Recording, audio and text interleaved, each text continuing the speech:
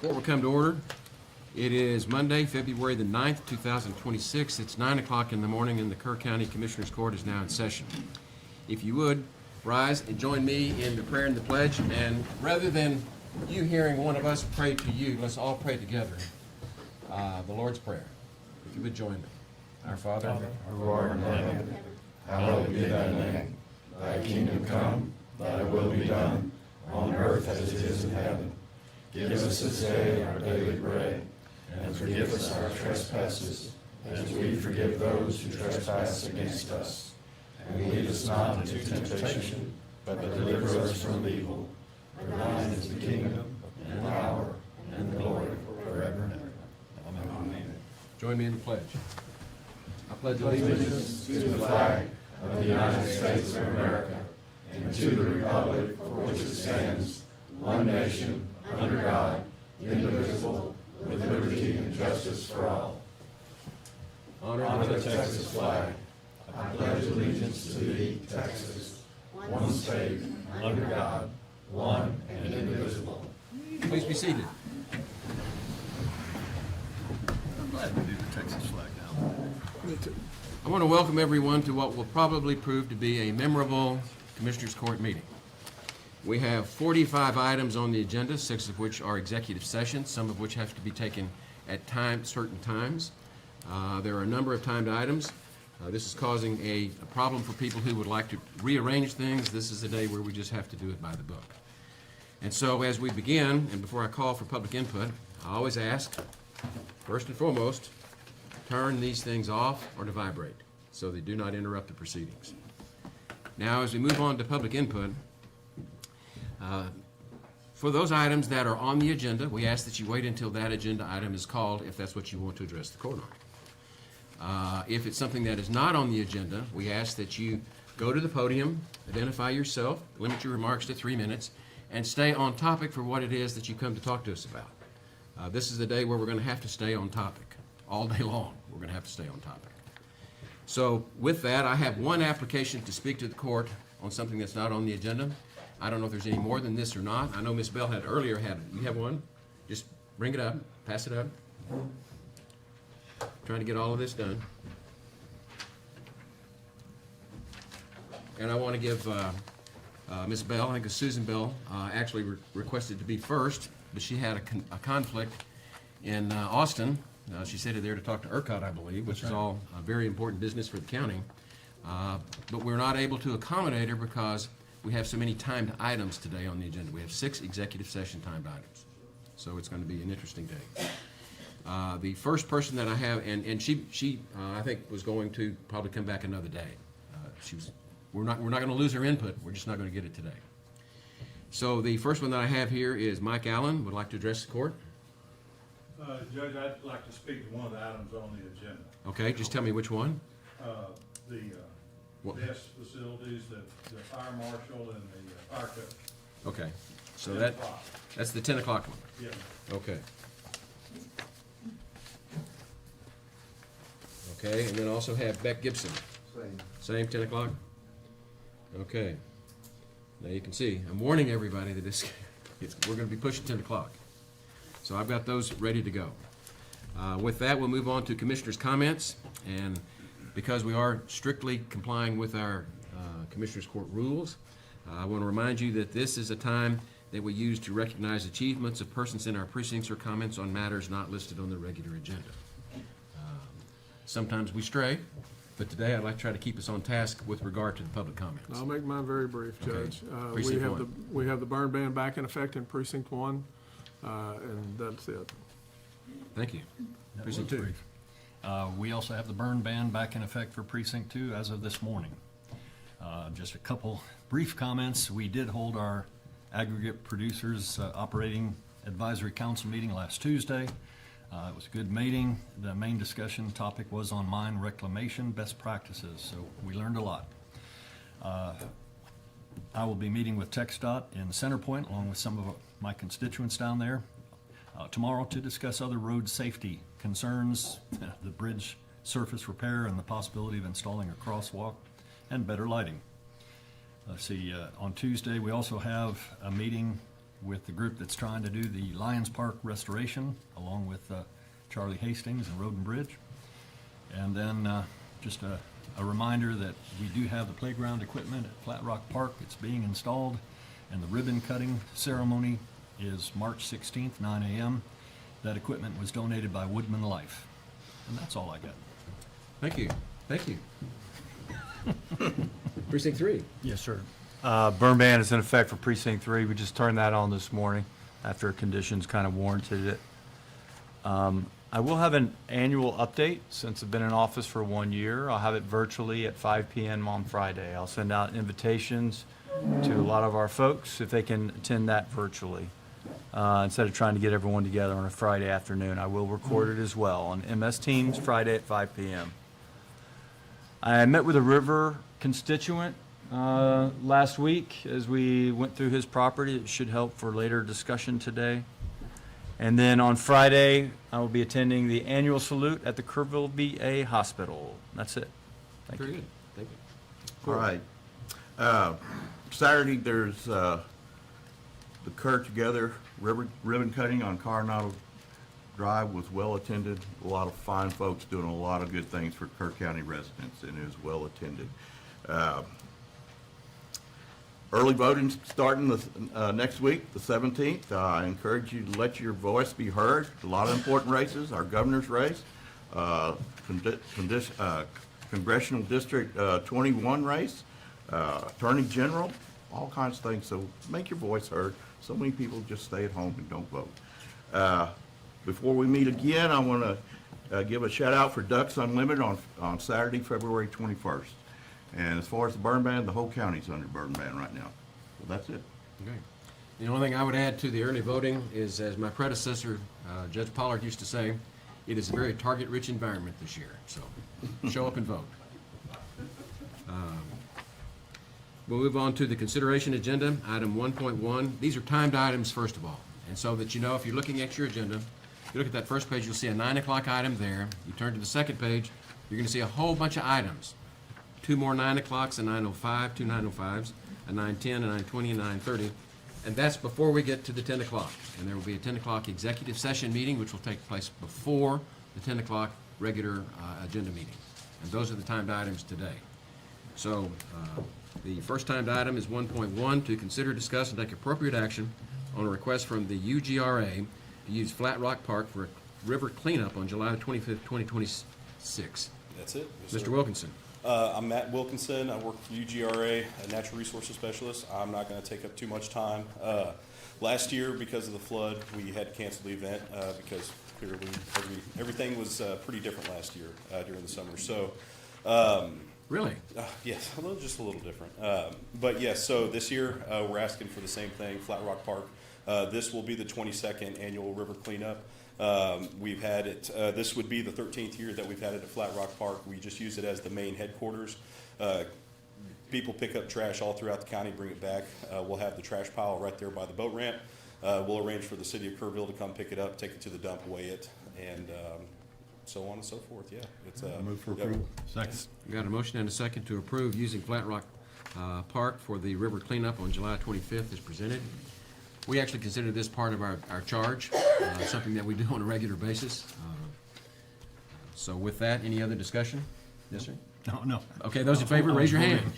Everybody's voting. well, thank you very much. Okay, unanimous, thank you. Now we're going to get into the more interesting part for you, Mr. Wilkinson. Yes, sir. The 9 o'clock timed item 1.2, which is to consider, discuss, and take appropriate action to authorize Texas Parks and Wildlife Department contractors to spray giant cane, Arundo Donax, and elephant ear, help me with that pronunciation. I have trouble with it Colocasia? myself. There are 2 different species of elephant ear that we're targeting. Colosa Esculenta? Oh, man. Let's just take out all the elephant ear. Take it all to elephant ear? Elephant ear A and A, elephant ear B. Okay, we got it. Colocasia esculenta, there we go, and Xanthosoma cigatifolium. What's that, folks? Now, We having just call said it that, elephant ear for the most part, yeah. you can make life a little bit easier on me if you just put elephant ear, and I don't have to worry about how to pronounce these. Absolutely, I understand that. I'll keep that in mind next. Okay. But this is something we do every year. Yes, sir. And, yeah. Got a motion? Second. And a second to approve the spray for the giant cane and the elephant ear as presented. Any discussion? Yes. I'm on the River Riparian Recovery Group. Yes, sir. And early on, ex-Commissioner Letts, or retired Commissioner Letts, we had a lot of discussion in that meeting that any growth would be better and that we would hold off on this. What has changed? I truly don't know. I don't really have too much to do with the inner workings of that. Did you want to come up here and speak to that? Yeah, I'd like to know, because that was one of the main things was that we needed something for root stimulation, and we needed to have, There's two rules of thought on that. Now tell us who you are. Jonathan Lett. Some think that any vegetation is good. Some think that the Arundinonax was spread so much, and so is the elephant ear, that it just needs to be taken care of, start taking care of it. And the program has been ongoing for years. UGRA has put in for a grant that will expand that for this summer. UGRA's position is, and I think Parks and Wildlife's position is, that this needs to get under control as quick as we can. Someone else who I respect a great deal, Steve Nelly, thinks that we should hold off a little bit. But UGRA has made the decision that they think it's better to go ahead and get it under control now, because it was spread and it is coming up everywhere along the river. so we feel like we've got enough root Yeah. stimulation there now that eliminating that is not, It's a combination. If we get a flood right now, it's bad either way. right. But it was the Arundinonax, every little piece of it will resprout into a plant, and it is Right. coming up everywhere. And the concern is that if we don't start getting it under control, and it's not going to be a 1-year project, it's going to be at least 3 to 5 years to really Okay. try to get it under Well, I control. just knew it seemed like a switch in, Right. I think it's the majority of the people on the River Working Group believe this is the correct way to go. Right. The conditions are right for it spreading and getting way ahead of us. Yeah, and if it spreads too much, it won't leave room for native plants to be able to take Exactly. root. Yeah, that's the main concern, I think. Sure. Yeah. okay. When is Parks and Wildlife likely to do the spraying? It is different every year. We go through and survey throughout the summer. Typically in early fall, around October or so, is about when they come to spray. Yeah. Okay. Any other discussion? Those in favor, raise your hand. Unanimous, thank you. Thank you. We'll go on to your next item, which is 1.3, also a timed item. Consider, discuss, and take appropriate action to allow Parks and Wildlife Department contractors to fill water tanks at the Hill Country Youth Event Center for the Healthy Creeks Initiative Program to manage the giant cane and the elephant ear as Yes, sir. discussed previously. And it would just be using the rain tanks. I don't think they really have to use it. I can't think of a time. They barely even use our spigot at UGRA that they also have access to. They usually come with enough water to get through, but if they ever do need it, if they're out in East Kerr, it's just a quicker stop for them to be able to get to the Youth Event Center versus going all the way across town. And it's a backup. Yes, sir. Yes, sir. Make a motion to approve. Second. Got a motion and a second to approve the use of the water tanks at the Hill Country Youth Event Center for the Healthy Creeks Initiative as presented. Any discussion? Those in favor, raise your hand. Unanimous. Thank you very much. I think you've got one more here. Oh, I don't. It's not me. No. Now, go. We got all yours. What's that? We've got all yours now. Yes, sir. Okay, thank you. Item 905, timed item, is 1.5. Consider, discuss, or take appropriate action. No, 104. 104 is, 105. it's consider, discuss, or take appropriate action to ratify and confirm the selection of the grant administrator for the grant management of the flood warning system grant with the Texas Water Development Board. Mr. Whitson. Thank you, Judge and members of the court.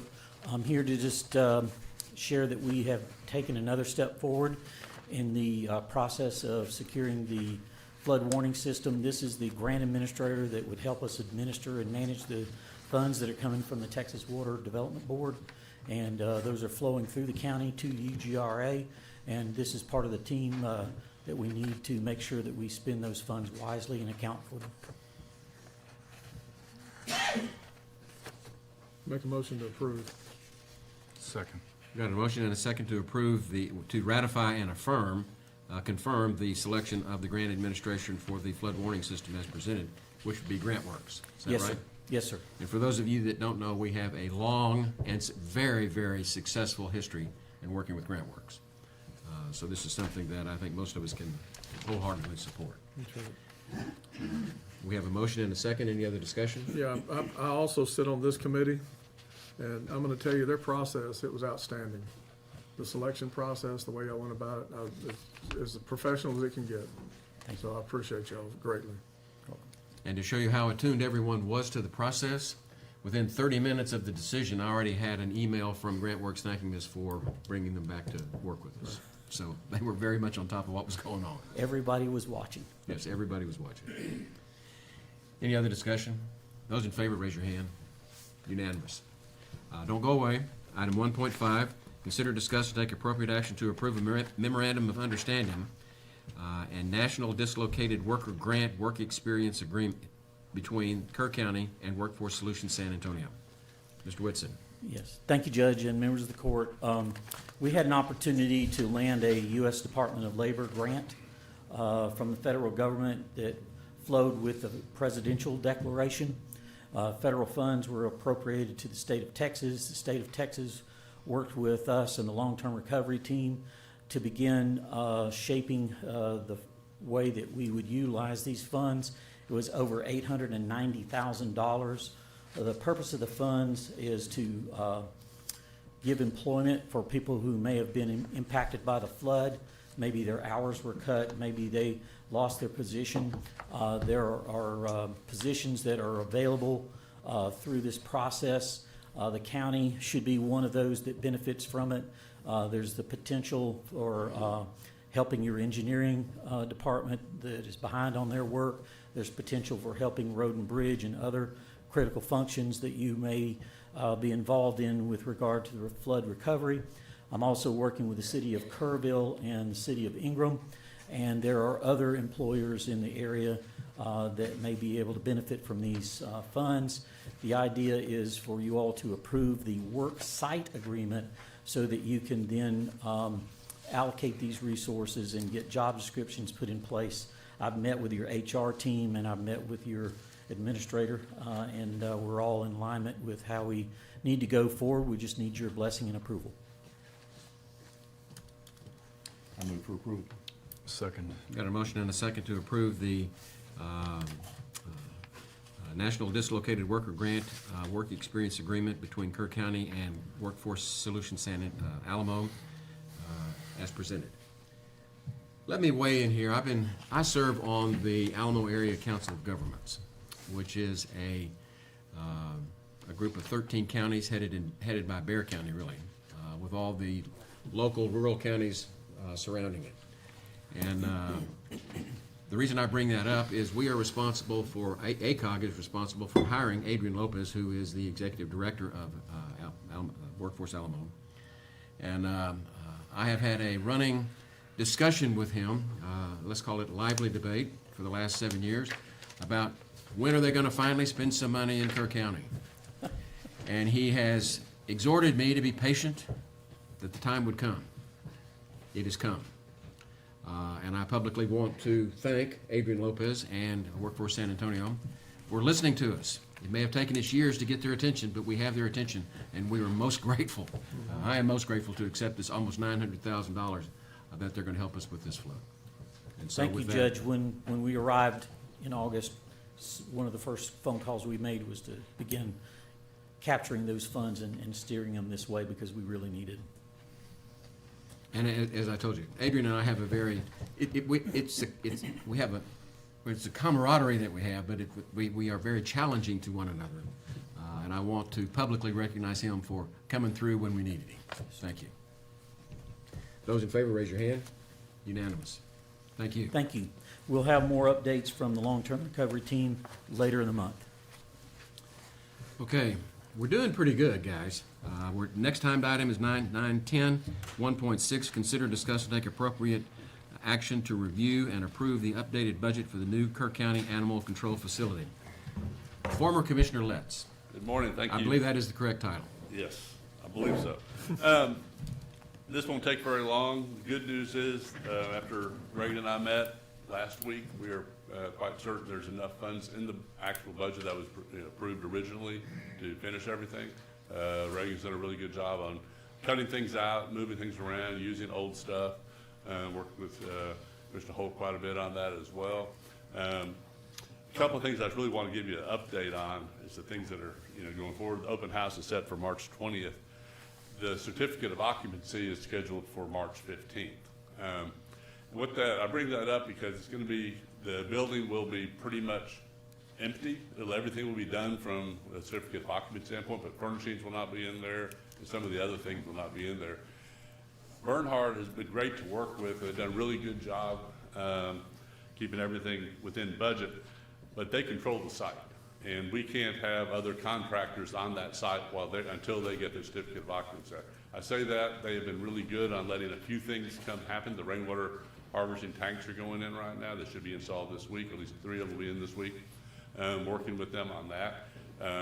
They were able to work with the wiring for the security system. That happened. They've been working with Corey, letting Corey in and out as necessary.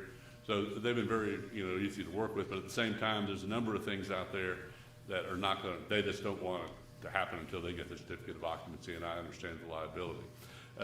Those issues, the other things that are going to come on, and I'm guessing they're going to take probably close to a month after the open house to get it all done before we actually move animals in and the full staff in. But there's fencing in 3 areas will need to be complete, and that's going to be important. If an animal gets loose, it didn't just go everywhere, so that fencing is going to be important. Security, we're not going to put in the full security system that was talked about originally, but there are a certain number of cameras that are going to need to go in. Reagan's looking at that and looking at the budget for that. And the door locks, the doors are special made for electronic locks, so some of them don't have to be installed, but like the front doors, we have to have them, otherwise those doors won't open. They'll either be locked all the time or they'll be open all the time. So there's a few things like that. Just the finishing work on the rainwater system, and also there's a bio berm, which is the area that's going to be sodded, that's under the UGRA grant. Furnishings I've mentioned. Landscape, it's never really been discussed. There's a pretty big area of just dirt on the front side of the building, and it can't just stay dirt. Though I'm working with Reagan a little bit and talking to Heather a little bit about how that can work on, if that has to be a separate bid, how's it go? It'll go out for bid regardless, but how it all fits in. And that's going to be hopefully a somewhat minimal cost. The overall cost of the building is coming in really pretty, low in today's dollars. It did start, the project started a long time ago, we know, but it's coming in at about $375 a square foot, which is very low for that building. If we were to bid it now, it would probably be closer to $475 to $500 a square foot. So it's a good thing that we got it done. Bernhard, like I said, has done a really good job keeping it under control. I know that liaisons changed. I visited briefly with Commissioner Jones and plan to meet with him and Reagan and go over kind of the list of those items and exactly how to proceed with that.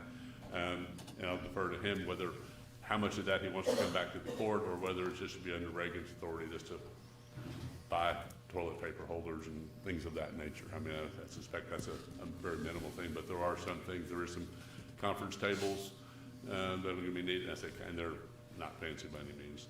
Chairs, a few things, but they are using all the furnishings they can from the existing current buildings. And there's also the building that Reagan's in right now, we surplus. That's a pretty nice building. I would think someone would want to buy. And there's another storage building over there that's pretty good too. So there's a couple of things that the court will need to look at, but I'll get with Commissioner Jones on that. Action today. No, go ahead. Well, before we entertain a motion, We don't need a motion. We're not doing anything. well, that's what I wanted to clarify. I want to see, was there any action that we needed to take, or is this just a report? Just a report. Very good, very good. Of these things that you listed that need to be done, how many of those would prevent the CO? None of them. None of them, okay. And that's why they're waiting until afterwards. They all, they're necessary for occupancy, but not necessary to get the certificate of occupancy from the city. Right, okay. So Jonathan, what's the final project cost expected to be then? I don't, honestly, because it's over 2 budget years or 3 budget years, I don't remember what the court approved. It's in the neighborhood, I'm thinking around 6.7 million total. But I could be off on that, so don't quote me, don't quote me on that. You know they will. But somewhere in that neighborhood. And some of that, but that includes the UGRA, almost 140,000 that would be reimbursed, so that comes off of that. And then there's been a lot of is being charged to the project that work with FEMA. Charlie Hastings had a lot to do with, and engineering, there's another engineering fee right now to redo the letter of map revision for that whole property, which really, it's kind of rolled into this project, but a lot of it doesn't have anything to do with this project. Yeah, It's that but I whole. mean, but you had to do it, so, Yeah. anyway. So, And we've known about that for almost a decade. Yeah. but that's all fixed, and there is this from Connor at Welborn Engineering. He just submitted it's a bill for $8,000 to submit the letter of map revision officially to FEMA, now that all the work's been done now, certificate and all that stuff. Okay, thank you.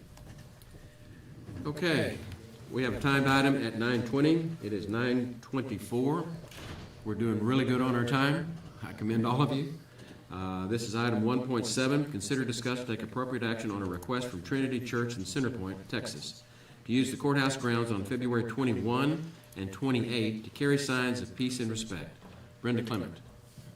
Good I morning. don't believe you've been before the court before. No, sir, I have not. Well, welcome. We're glad to have you Thank you. here. Gentlemen and members of the public, we would like to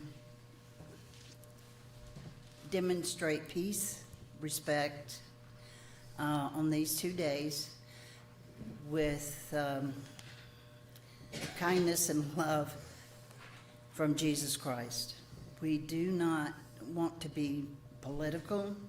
We just want to share the truth of what else is available besides hate. We're going to have a prayer tent or drive-through prayer if needed or wanted. Music, we have a couple of young people who are going to be singing gospel hymns, as well as modern religious music. And we're not confrontational. And that's it. Okay, I'll make a motion that the court approve the request from Trinity Church in Centerpoint to use the courthouse grounds on February 21st and February 28th to carry signs of peace and respect. Second. Got a motion and a second to approve the use of the courthouse grounds for the 21st and 28th of this month by the Trinity Church in Centerpoint to carry signs of peace and respect as presented. Any discussion? You know, today's atmosphere is very appreciated. Thank you, sir. Thank you, ma'am.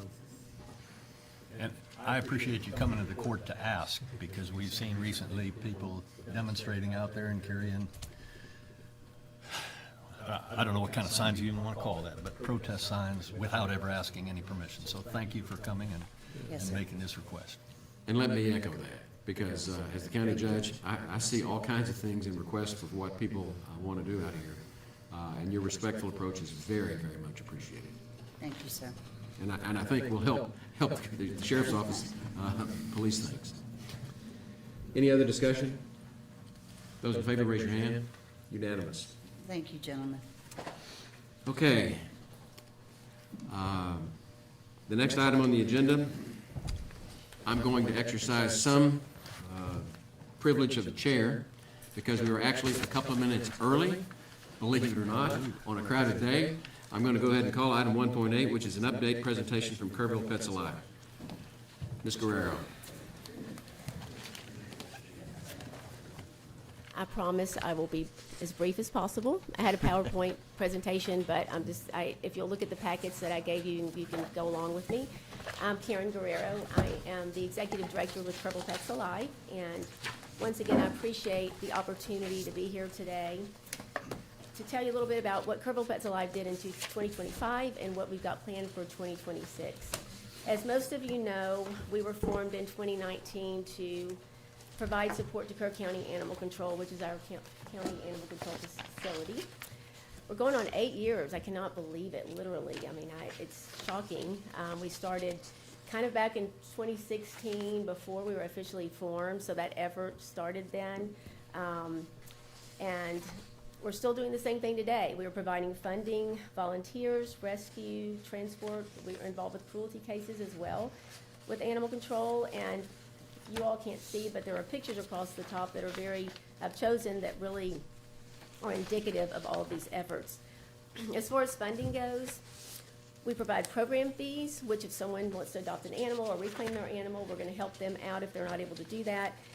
We pay for spay-neuter surgeries, equipment, specifically a microscope and microchips year-round at animal control, vaccines, medical care, miscellaneous surgeries, and euthanasia. When I say euthanasia, you are allowed to take your animal to animal control with a vet recommendation and have your animal euthanized. That's changed a little bit. They're very particular about bringing animals in that need to be euthanized. We deal with animals on the weekend that are animal control animals that have to go to Bernie to the emergency hospital. And, you know, they are sometimes have horrible injuries, very, very sick, and so we do pay for those euthanasias. That was about $87,000 we funded last year for animal control. A lot of that had to do with the increase during the flood. We provide volunteers 365 days a year to animal control. If you go to the animal control facility, we will be there. We're either there or at our safe campus in support of animal control. We socialize the animals there, we provide meet and greets with potential adopters, and we provide medical fosters. Again, that's a situation where a lot of animals come into animal control. They might be hurt, they might be pregnant, they might be really old. They can't stay at the shelter because this is not a good environment for them, and they're left over the weekend, so we provide medical fosters. We spent about 2,100 hours in volunteer hours last year for that help with animal control. Rescue, we rescue animals. You'll see above a picture. We are helping animal control rescue 3 dogs and several cats out of a center point situation where animal control couldn't be involved with that. There's a lot of situations where for some reason it's on private property, people call us, and animal control can't be involved, so that is that situation. We identify rescues. We post every animal at animal control for adoption on Pet Finder, so everyone across the nation can see those animals. We fund vetting for those animals. We also deal with livestock. Commissioner Holt knows that we have helped some horses. We went out about an hour with animal control out to Mountain Home area, and we still are helping with those horses, which are very expensive, by the way. So we had about our hand in 1,502 rescues last year. Transport, we transport animals back to their owner. Believe it or not, we've had truck drivers leave their animals at the truck stop, and it's because they have to stay on schedule. But they let them out to go to the restroom, and then they call us like, oh my goodness, Rover didn't come back, but I'm on a schedule, so we've been known to drive them. We drove one to Dallas, I believe, back to the owner, and they're very thankful. And it's just that otherwise that animal's gonna be taken to animal control and sit there, time and money again, holding a kennel. We also will drive animals to rescues statewide, wherever they need to go. We transport it. That should be about 800 transports. I've got transported there 800. That's how many transports we did last year. Cruelty cases, this is kind of it's always been a thing, but it's a newer thing recently when we've been able to have an open door sort of with our district attorney on these. When there's a cruelty case that is an alleged cruelty case from animal control, we are just basically told that it might be a cruelty case. We are not investigators, we're not in any official capacity, but we will help however we can with picking up those animals from the situation, taking photos and video to use for evidence. We fund their medical care. The picture that you see here, which is horrific, of this poor dog that's so emaciated. 22 dogs were left in a trailer for weeks at a time with no food or water. That ended up costing us about $14,000 in order to get those animals fixed and vaccinated and onto rescue. So all in all, about $18,000. And I'm showing the money that we invest in these animals because I think that it's important. We also provide, if you'll turn to the next page, public assistance for Kerr County pet owners. We started this in order for people to keep their pets home and safe and out of the shelter and help relieve the burden on the animal control facility. If people can just keep their pets home, vaccinated, spayed and neutered, because a lot of them turn them in if they can't do that. So we started that program about 3 years ago. We provide a free pet food pantry every week. We provide snip and chip clinics, which are low cost and free spay and neuter clinics, which we fixed to 650 pets last year. And I like this term. We have PEMA, which is basically Pet Emergency Medical Assistance. It's kind of our version of FEMA. And an example, last night, we had a person that could not, nice family, could not afford their emergency situation. During the Super Bowl, we had a dog that was gonna die unless it had surgery. So we stepped up and we're paying for that surgery.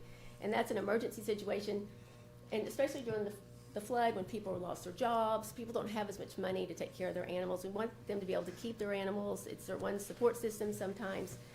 And so we pay for that. And $361,000 last year that we spent, and that a lot was flood related. We have wellness clinics. We have for 400 people, which we had in 2025. And we provide a lot of education. You'll see on your information 2 young girls actually watching a spay and neuter surgery. We did on site with a mobile unit.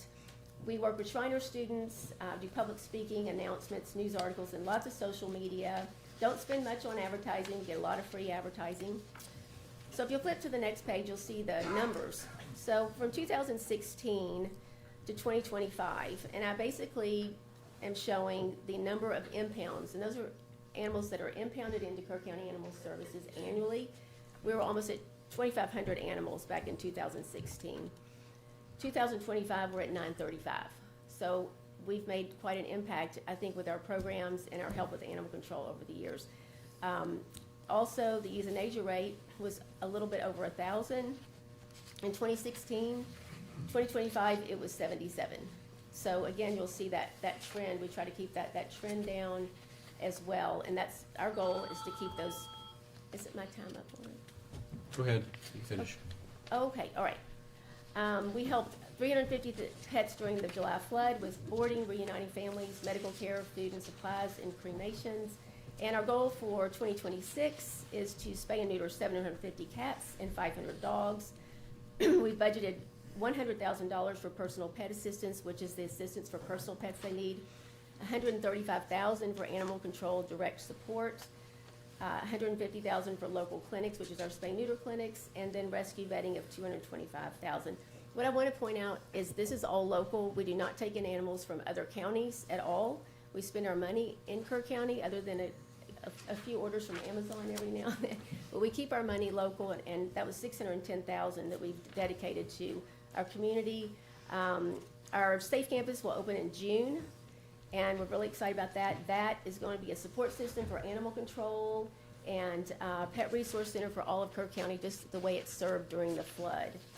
We'll have our food pantry there, training and education, and some youth camps. We're almost finished. We have a new animal control officer for the city of Kerrville. We were pretty instrumental in asking for that to happen. 75% of the animals that end up impounded animal control are from inside the city limits. There's a lot that the animal control, Reagan's not still here, but are very burdened by a lot of things that happen in the city with citations and new ordinances that they are not, the county can't enforce the city ordinances, and there's new animal ordinances, so that person's going to be enforcing those ordinances. You can meet James Lee on February the 24th at 9:30 at Rails. We're gonna have a breakfast for him.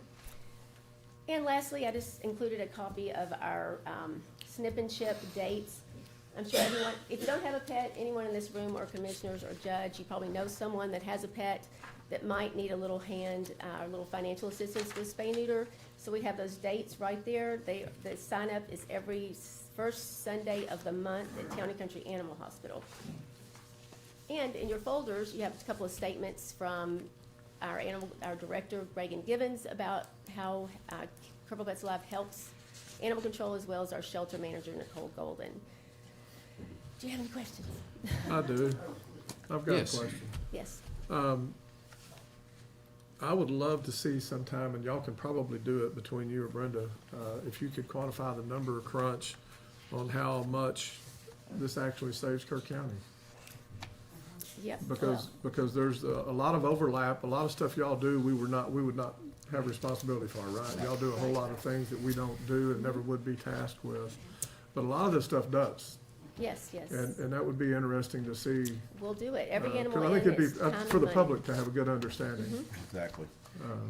Karen, this is, I got on the court, and night and day different from where it was when I first initially, the early days of my being up here. And y'all have done a tremendous job. Hats off to you.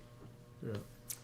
Thank I'll you. also commend Kerrville Pets Alive. It's incredible the work you're doing. I thank you. I do have a question, though. I'm looking at your chart. What do you attribute the declining rate of intake impound? Is that neutering or what? I think that it's a result of a combined effort of our clinics, our spay neuter clinics, our help with public assistance. We had a man come in the other day that wanted to turn his dog in because his nails were too long. We sent him over for a $12 nail trim. That animal didn't make it in. And like you said, Commissioner Jones, every animal is time and money. Going in the door, processing the animal, holding them in a kennel, the lights it takes, the water it takes, and the food. So that's what I attribute it to. And we're really looking at that. Are we making a difference? And that shows to me the difference is just our combined efforts, working with other rescues. We're doing a lot of spay and neuter of feral cats out in the hunt area that were abandoned. Okay, since you raised that, is that Kerrville Pets Alive or is that the Big Fix? I mean, because there seems to be two Right, organizations so the doing. Big Fix goes out and traps animals, and they do that as well. But on top of that, we wrote a grant and got funding for that. Good. So we bring a mobile unit out. They use a vet clinic, but we brought a mobile unit out to the hunt store, and we're going to continue to do that, just to keep it safe and healthy out there. Sure. You know, there's a lot going on, so. Very much Well, appreciated. I have questions and comments both. Okay, We have a long history, Ms. Guerrero. yes. I almost was lynched in 2019, believe it or not. It was quite an animated event out at the Youth Event Center, and my eyes were opened. And so my first question to you is, what took y'all so long to get here?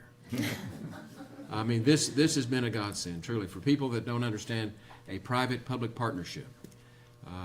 Back in 2019, when I first took office, one of the exercises I did was point out the things that we're required to provide, services that we're required to provide as a county, versus those things that we choose to provide because the public demands them or believes that they're in the public best interest. And animal services was front and center.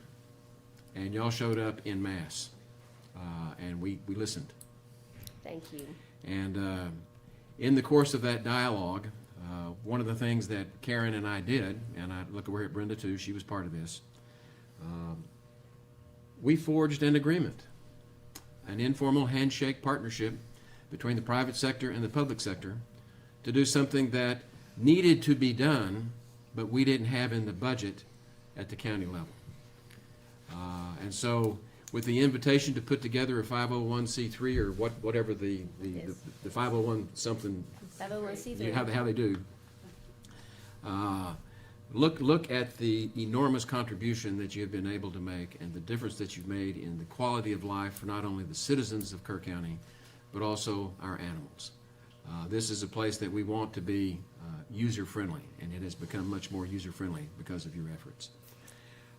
And so, with regard to your question, with regard to why the numbers are so much improved, and I will tell you that the one thing that my answer to that question would be simple, and I'm not trying to put words in your mouth, but it's public awareness. People ask me, they remember the fight, they remember the struggle that we went through, and they say, well, y'all are all getting along. Y'all work together. We help one another, which is all true.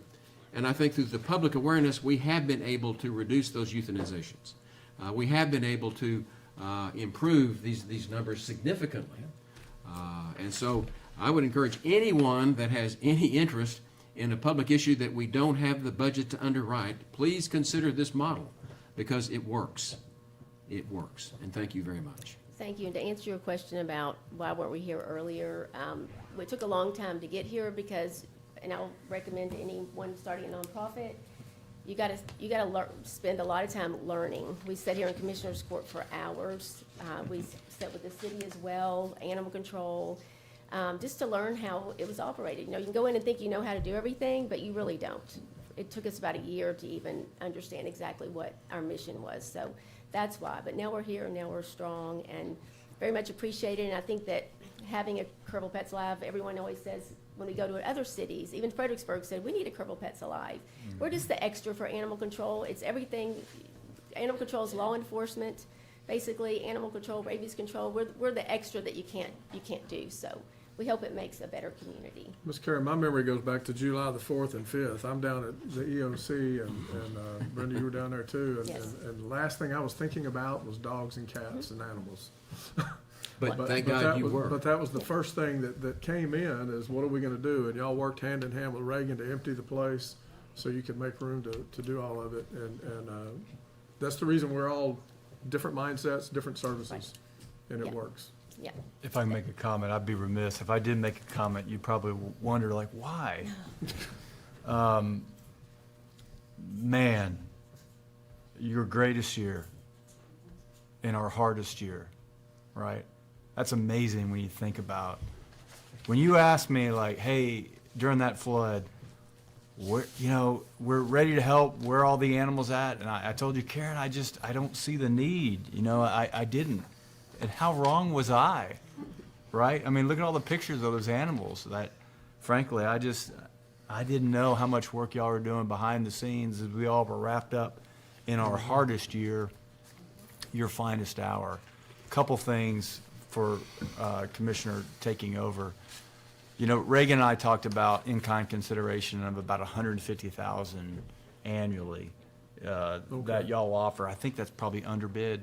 I do too. When you look at the amount of work that you do and the numbers that are in here, we probably need to recalculate that in-kind consideration. You've earned a spot in our future and our hearts. So I'm going to continue to be involved through the banquet as I turn over animal control to our other commissioner. It's wonderful.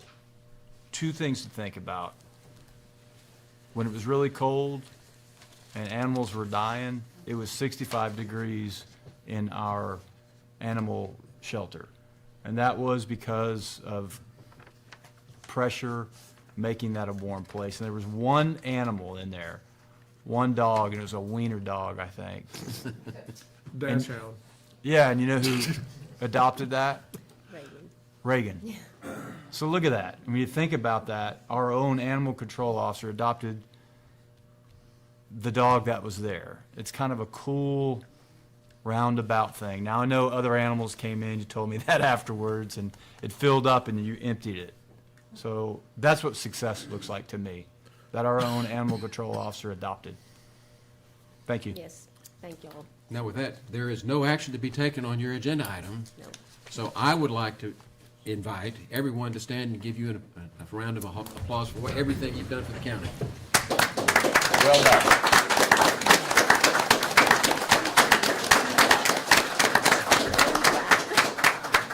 Thank you. I didn't have crying on my agenda, so thank you very much. I appreciate it.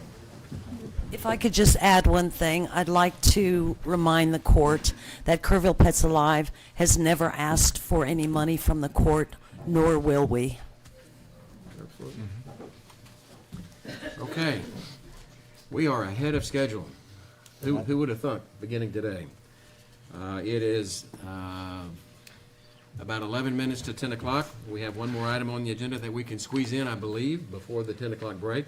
And that is item 1.9, consider, discuss, take appropriate action on a request for the court to waive fees for the use of the Hill Country Youth Event Center on Monday, March the 9th, 2026, for the Kerr County Republican Party Precinct Convention, and Saturday, March 28, 2026, for the Kerr County Republican Party Convention. Helen Hurd. Thank you, Judge. Helen Hurd, County Chair, Kerr County Republican Party. I wanted to especially thank Judge Kelly and Commissioner Harris for urging the public to get out to vote in this March the 3rd Republican primary, with early voting starting just next week. It's here upon us.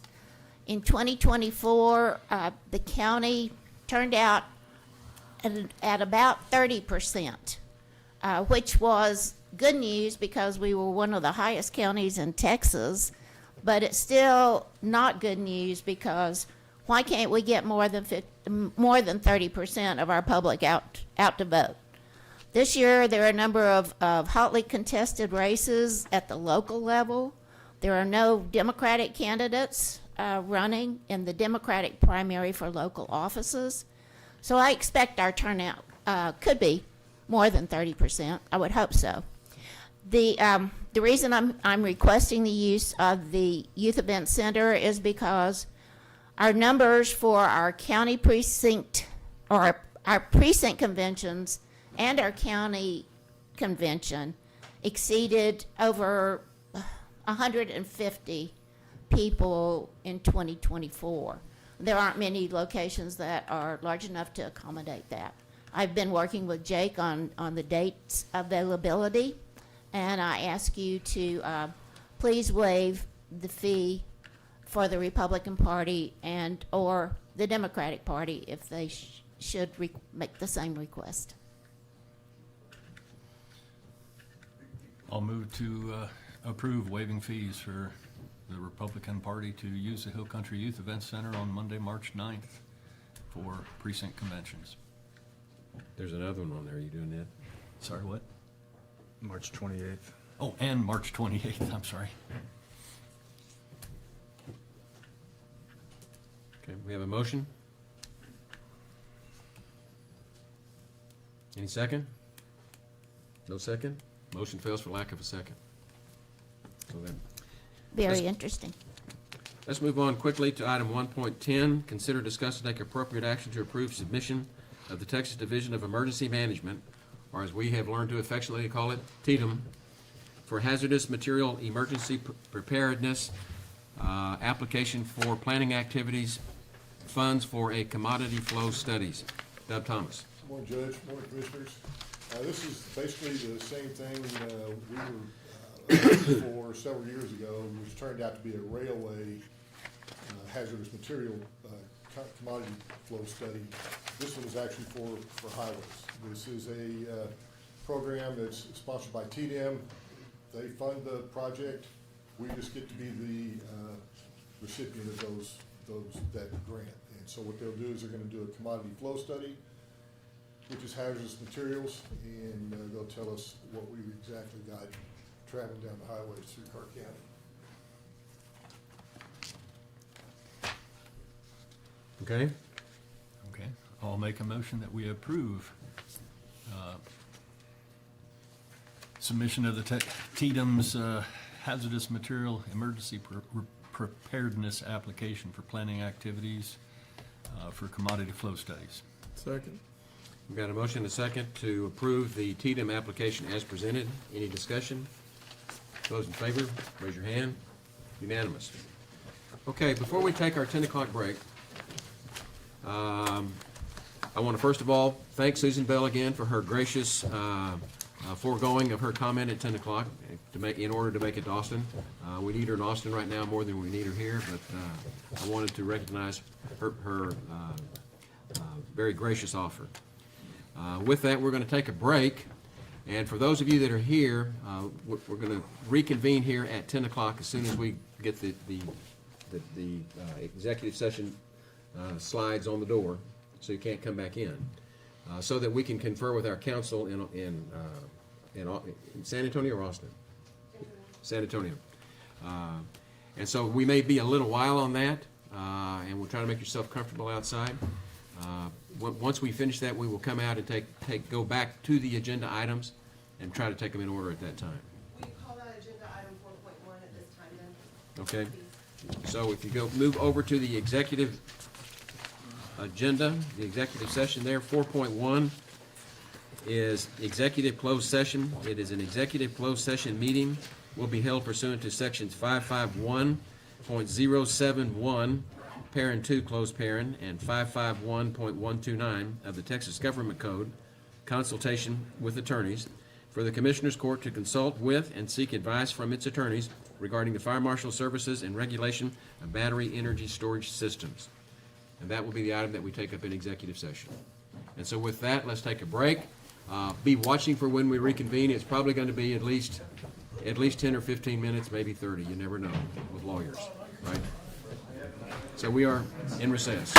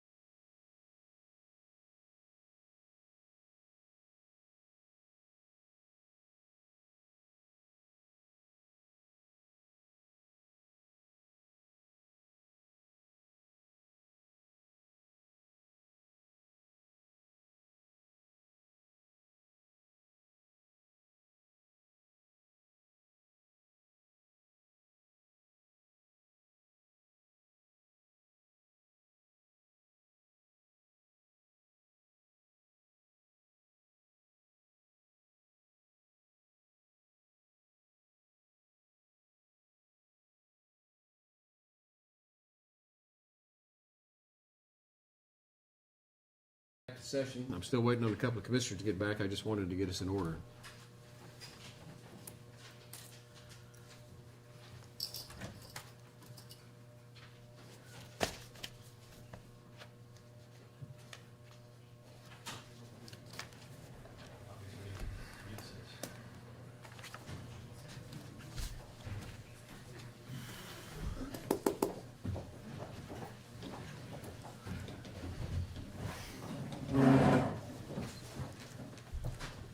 Okay, now we're good. Oh, excuse me.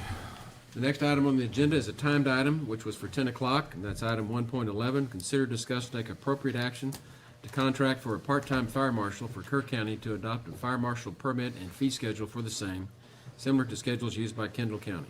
Commissioner Paces.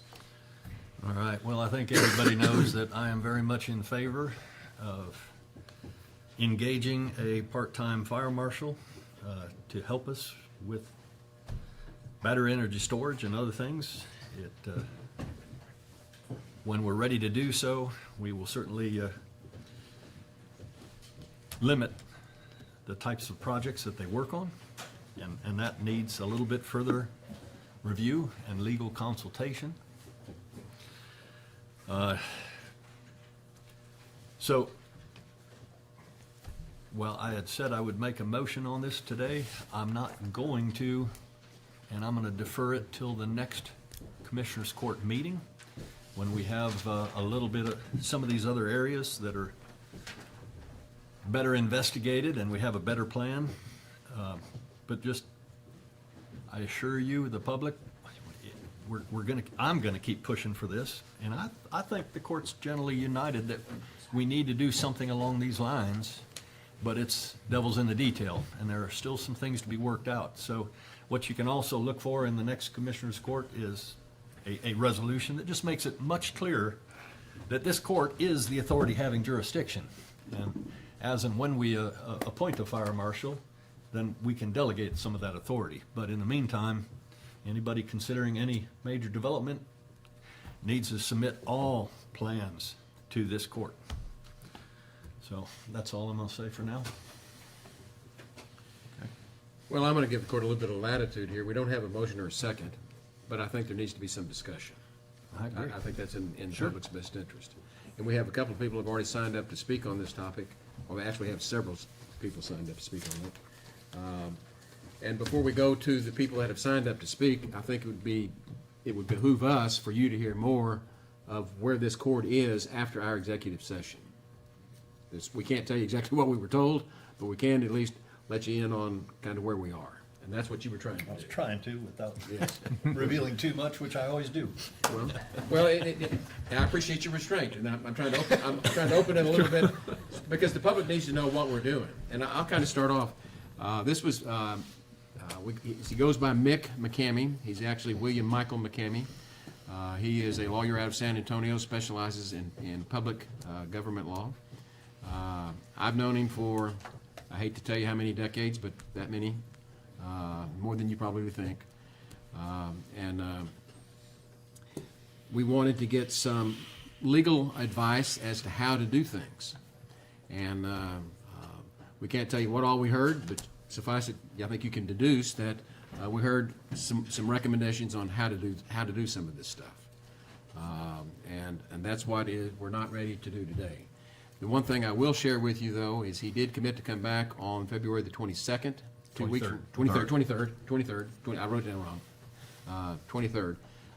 And so this is something that is moving forward, but with under certain guidelines. And anybody else that would like to weigh in, just to kind of give you a status report of where we are. I think my position has been very firm on this all along, and that is that we need to be, I think, unified at this court as to where we're moving and how we're moving. But that we certainly, I think without a question, every member of this court is wanting to do whatever we have to do to protect this county. And so for me, it's all about procedure. How do we go about it and do it the right way to where it's bulletproof as best we can? And that's what I'm looking for here, and I think the counsel that we received was very solid. I appreciate Commissioner Paces greatly for passing on this until the next court. I know it pained him greatly. It does. But- It absolutely does. But at the same time, I think it allows us to come to a better, clear understanding of what the law says we can and can't do, to where we do things the proper way and still accomplish our goals. All right, you know, my biggest concern, and Mr. McCamey gave us some very insightful information, and look forward to seeing him in 2 weeks. But my whole deal all along, nobody wants these rascals here. But we got to be careful with the unintended consequences when you hire a fire marshal and stuff. And so we're going to wade through that. And I've said this for, God, it seems like 2 years now. This can be stopped at the federal level. You get rid of the subsidies, this thing dries up and goes away. They're gone. You know, we're down here, we're at the bottom of the totem pole. Up there, if you want to send emails and, you know, or something, send them to our U.S. senators. I mean, send it to John Cornyn. He's even trying to act like a conservative right now. And our congressmen, send them some stuff. That's where it needs to be. The head of the snake needs to be cut off, is in Washington, D.C. But we're going to work through it, what we can get done here. We're going to do everything we can to fight this. And that's been our stance all along. It's just a matter of how we're going to do it. So that's all I got. 391 commissions are interesting, having started one here. It's being successful so far, because it makes us think and discuss hard issues, right? And this is a hard issue to figure out where the money comes from, how we fight it, what's our strategy. All these are things we have to consider, that if we had not done that, we wouldn't be having this hard conversation about how we hire somebody more in a year, which is very hard for us to hire more people, right? Think about the budget concerns we have for our county right now and off the flood. But we're gonna take up this fight because it's the right one to have. And when we ask people to, you know, pay their fair share around the county, sometimes it's kind of hard, but we are. So, thank you. And the last thing I'll leave you with is he is the attorney for Gillespie County in their litigation. So he is on the front lines, in the best position to give us, hopefully wise, sage advice. And I'm just gonna throw out one last little tidbit here, and it's the fire marshals in both Gillespie and Kendall County that have been very instrumental, in particular in Kendall County, where the two developers seemingly are pulling out. So, Okay, with that background, let me go ahead and call the people that have asked to speak. And the first one is Beck Gibson, former commissioner. Beck Gibson. My name is Beck Gibson, 116 St. Andrews Loop. Yes, I was on this commission by appointment, not by election, obviously. And part of the reason I was chosen by Judge Kelly to fill a part-time deal was before the court, they had a subdivision ordinance had been added and patched, and they were out of compliance. And we needed to get it cleaned up soon. And I have lifetime experience in appraisals in real estate, and that's part of the reason he asked me to go on it. So first thing I get when I'm appointed is this great big book. It's biblical size of all the laws having to do with Texas and county subdivisions. And I didn't quit, but I very soon found, to my relief, that about half of that book was rules and regs of how the county would be operated if it had a marshal and a fire code. And that allowed an enormous amount of detailed, precise division that's not normally accounted for if you don't have a fire marshal. My point is, I think if you, and by the way, I'm against the batteries. That's not the issue. I'm concerned about budget. I'm concerned that if you adopt a fire code and a fire marshal, that this other provision of the subdivision ordinances will be utilized by developers, and they will be more intense than what we've seen in the past. And they will require a lot more oversight and approval and sometimes enforcement. And now you go from a fire marshal to a staff. And I know we have a budget problem already. Like I say, I'm not against, I want this group to understand, I don't want batteries in our county. I am concerned about this in a budgetary manner, and particularly as it affects and opens up a whole separate book of laws that are written by the state and can't be amended by this court. That's my pitch. Beck, let me just add a little comment for you. I mean, number one, Kerr County cannot adopt a fire code on its own. Kendall could, because they're adjacent to a county that has more than 250,000 people, population. So we can't. So all we can do, which we're already obligated to do, is enforce the existing codes and standards like NFPA 855. And it's the current edition, the 2020 edition, that the state has already adopted. Yes, they're going to try to bring in 2023 edition later, but we're already obligated to enforce safety and fire codes and standards. We haven't necessarily been doing it, but that doesn't take away the obligation. So it's there. Okay. And to clarify, that's the state fire code. Yeah, And we are the authority having jurisdiction over absolutely. the stuff outside the municipal and city limits. Next is Mike Allen.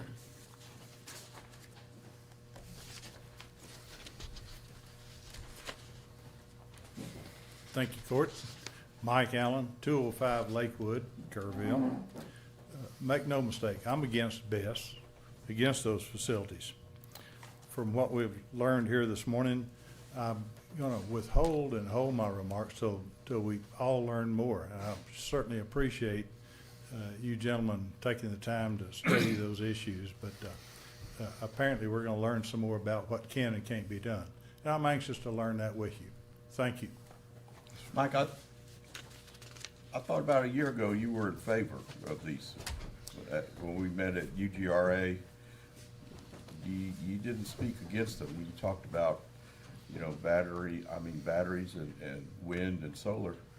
I thought you were for them. I don't recall that.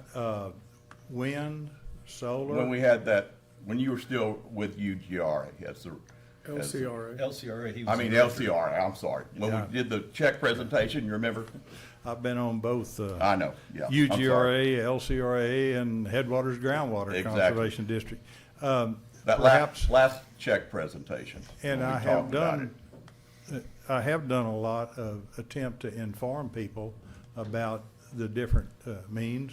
Matter of fact, we were talking about that this morning at the coffee table, about what all those different entities can do for our grid, and perhaps make them reliable. But I don't recall saying I'm for Okay. batteries. All right. You got an open mind? Yes, I'm anxious to learn. I think I'm we all anxious well to- need to have an open mind on this one. I'm anxious to learn about what can and can't be done. But my concern is budget primarily. Understand. Okay, the next person signed up is Audrey Berner. Good morning, Audrey Berner, Kerr County.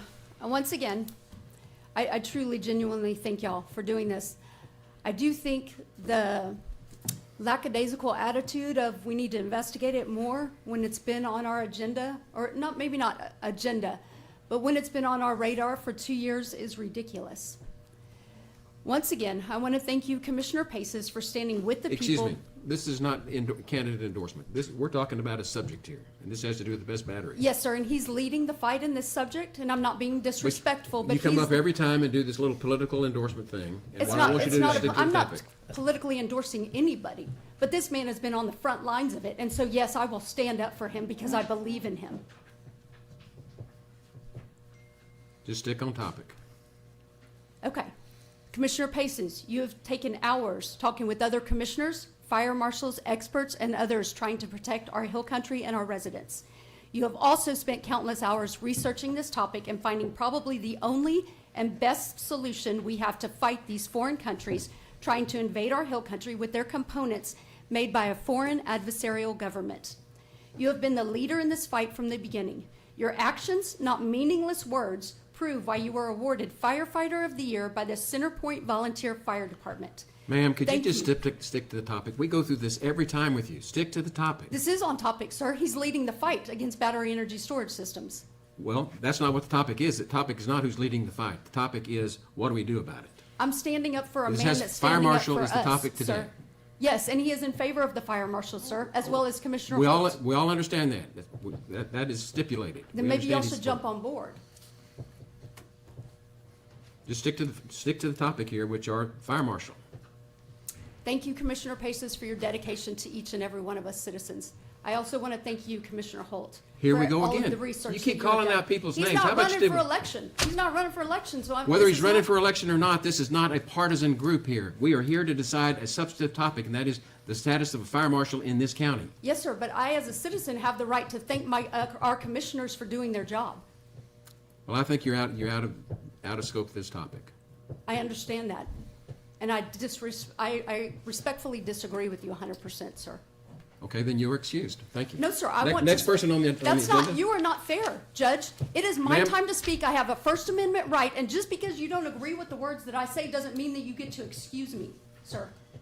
I think you're completely out If of you are line. off I think- topic, I have the right to excuse you. I'm not Get off on topic. topic or sit down. I am on topic, sir. Then quit calling out names. Deal To with the thank men topic. that are fighting for us, Yes, ma'am. Deal with the substance of the topic. I will.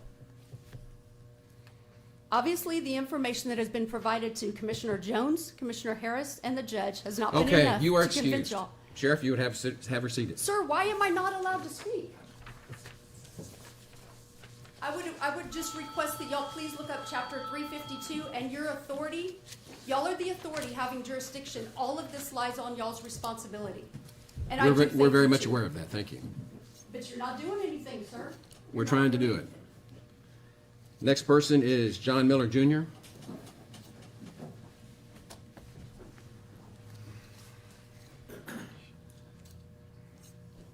Commissioners, thank you for the opportunity to speak briefly. I live at 245 High Ridge Drive, Kerrville, Texas. I've been a resident of this county for 53 years, hard to believe. I'm almost growing old here. But first of all, I applaud the commissioners for, I don't think anybody wants these battery storage. And I applaud you for trying to figure out how to not get it, not have them. But I'm very concerned about unintended consequences of having a fire marshal and a fire code written by someone else, the impact that it could have on small industrial type businesses and shops around the county, and for people that want to open new businesses, the added cost. And of course, with budget constraints the county will be facing, I think adding additional overhead, and before you know it, you may have a part-time fire marshal, but then it's going to take a complete staff to do everything with automobiles and everything. I'm not really sure that that's a good expenditure of budgetary resources. And if you can figure out some legal ways to not have to go that route, I would certainly like to ask you to please figure out a different way other than fire marshal and a county fire code. Thank you. Thank you. Okay, with that, we move on to the next item on the agenda, which is item 1. Judge, may I speak if I don't list anybody's name? No, ma'am, you may not speak. You're out of order. The next item on the agenda is 1.12, consider discussion, take an update on matters related to the HCESRPC, which is the Hill Country Energy Subregional Planning Commission. Mr. Paces. Yeah, there's really not much of an update since I gave quite an update in our last meeting, so I'll just remind you, and I think I already said it somewhere, that We do have our Vice President, Commissioner Jennifer McCall, who probably has already had her say in ERCOT's board meeting today. She went to Austin along with Susan Bell and somebody else. I can't remember. Others. Yeah, others, thank you. So that's really, I don't have anything further. Okay, very well. Anybody else on 112? Yeah, this is kind of a standard item. Just We'll move on to have other 113. discussion. Consider, discuss, and take appropriate action to authorize advertising for bids for construction of the East Kerr County Center Point Wastewater Collection Project Phase 4. Thank you, Judge. I've got Don Berger here with Tetra Tech. As you know, phases 1, 2, and 3 have been completed of the sewer project, and phase 4 is in line next, and we're asking the court to authorize advertising for bid.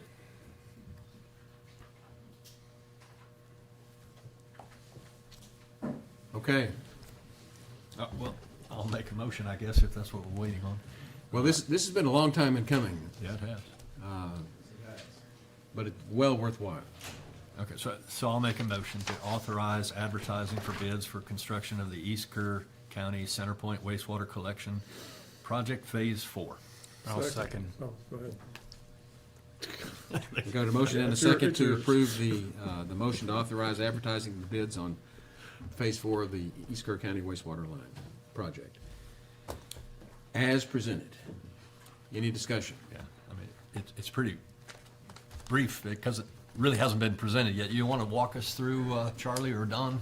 I would love for What Don to is do within that the as scope well. of the Brought him- project? brought him up. I'm sure a lot of people would be interested to hear what we're actually going to hope to achieve with Phase 4. Basically, we're tying up some loose ends from the first 3 phases of the project. There were a handful of incomplete items, a number of residents that wanted to hook up to the sewer system that, for whatever reason, were unable to take advantage of it during the earlier construction, and so we want to make sure they get an opportunity to get connected. And a couple of minor extensions of the sewer to make it available to a couple of other customers that it was not otherwise available to. And some repair work, improvements to some of the lift stations that are already in operation. We have some sunshades and things to help protect the electrical equipment, odor control at one of the lift stations that has received a lot of odor complaints and things like that. So, talking about just probably right around $1 million, $1.2 million is what we're expecting the total cost to be. So significantly smaller than each of the first phases. Sure, thank goodness. I didn't unfortunately get a chance to ask ahead of this meeting, but I'm just kind of curious about some of the, we're repairing some of the manhole rings or cones and doing some other metal or concrete protections. It help me with this, is that as a result of the flood and the damage that occurred from that, or is it just? No, this didn't do it right the first time, or what? This was damage earlier before the project was completed, but was not caused by a contractor on the job, so we had to handle it separately outside of those other contracts. Some of these items were things that we had requested Phase 2 and Phase 3 contractor to look at as a change order, but that contractor declined to provide a proposal for that work, so. Mr. Berger, I want to thank you for coming here. It's nice to meet you. It's such a big project of great importance, and especially when you mentioned hooking up other residents. I've spoken to a few that live along the river that are kind of second guessing not being hooked up to your sewer and their rebuild process. So thank you for entertaining some of that, and hope that you can look at some of those residents along the river. I won't mention street names, but Charlie and I know who they are. Lift stations. We looked at one lift station in particular. Can you maybe let us know about damage from the flood to the lift stations, how they held up? I think remarkably well underneath water. Crossing Street didn't do so well. Yeah, the lift stations themselves held up quite well. The water got quite a bit higher than was anticipated. The tops of the lift stations were set 2 feet above the 100-year flood level, and of course, the flood was worse than that. Some of them escaped with relatively minor damage, if you consider the fence washing away minor damage. But we did have one lift station that had some subsidence issues with the backfill around piping and things like that has created a little bit more of a problem for that lift station. But the operators of the system over at Kendall County WCID number 1, they were on top of it pretty quick, managed to get generators in place and things like that to get them back up and running after the flood. So, but we are looking at potentially including some of that repair in this project. It depends upon how the funding for those repairs is going to come about. So a lot of that is tied up with FEMA funds, so. Okay. Thank you. Okay. Motion and second? We have a motion and a second? Yep, we do. Okay, those in favor, raise your hand. Unanimous. Mr. Berger, it's sure good to see you again. It's good to see you too, sir. Let's Thank you finish this, very let's much. wrap this one up. I can't wait. Okay, thank you. Thank you.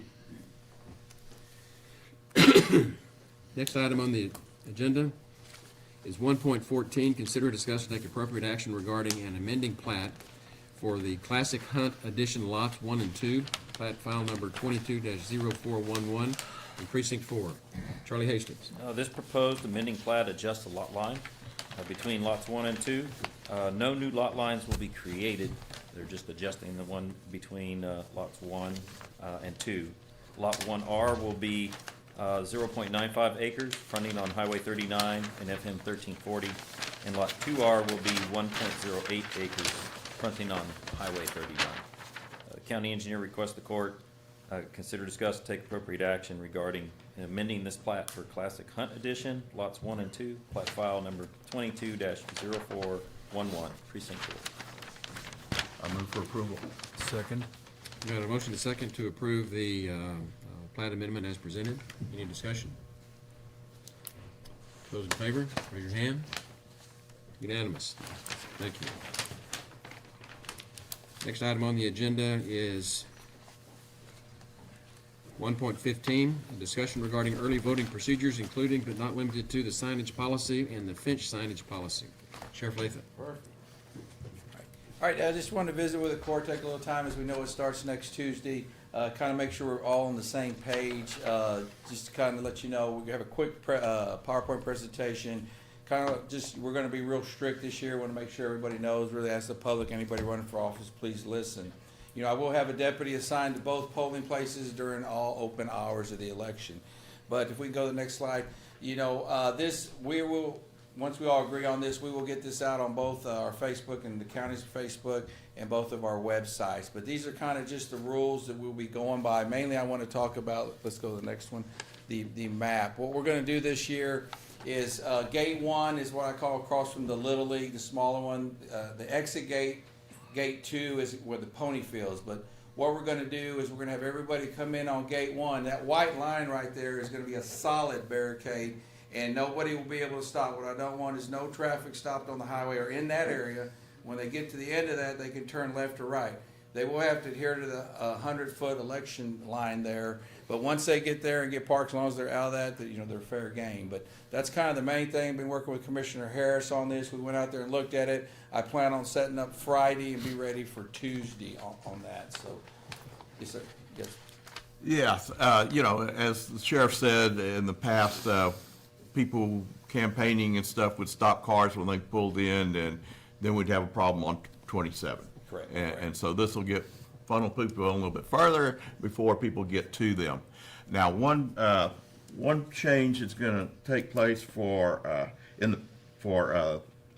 our polling place at West Kerr Annex. In the past, it wasn't ours, so some of these rules didn't apply that will this year, and on our regulations. And let me just read this. No one may post political signs or literature on Kerr County owned or controlled property that is being used as a polling place at any time other than during the voting period of a particular election, as defined in section 61.003B2 of the Texas Election Code, and for 30 minutes before and after voting period ends. So in the past, we had allowed people at the West Kerr Annex or to just leave them there overnight. When it was But- school property, correct? When it was school property. But now it's ours, so our policy is in effect for both locations. Correct. Right? Yes, sir. Yes, sir. And as you'll see, all of it's there in detail. We'll have it all over. We'll get with the media and get it out. But I just ask everybody, please adhere to these rules and make it a lot easier on us moving forward. Like I said, this will be on both Facebooks, both on our websites, and we'll kind of go from there. But like I said, there will be a deputy all open hours on Weston at the Ag Barn. But y'all got any questions? Is that good with y'all? Actually, I'd offer a comment. Thanks for putting up that barrier. We have struggled with this Yes. year after year after year after year, and it's dangerous out on 27. Yes. So thank you for what you're doing. Yeah, we have had a couple accidents. I think some of you are there with me a couple Yes. times. But yeah, this is what we need to do to get people off the road, and then once they get in there, they're fair game. And so that the candidates understand, you cannot meet them at the gate and greet them at their car door window. You have to go back to the end of that barrier Yes. before you can talk to them, so that the traffic continues to flow. And prefer let them turn left or right. Yeah, let them turn left or right, park, and they're fair game. Sheriff, I'm not putting up signs this year. Thank you. Did enjoy it last year, but the sign on the vehicle, like if I parked my own vehicle, which, I did last year, had a large sign on it. Yes. I think I was counting that as one of my 6. That's Was po- that, yes, was sir. that That's correct? close, yes. Just to make sure? 6 total big signs, Okay, and then you can carry a little sign.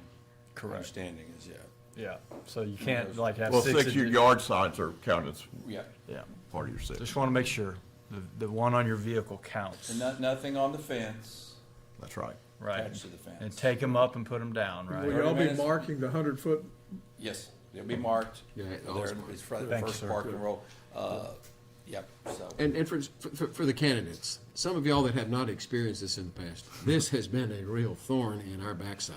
And it has been a safety issue. And so what the sheriff's doing here is being proactive to try to meet this thing head on, to protect the public and to protect you. Yes.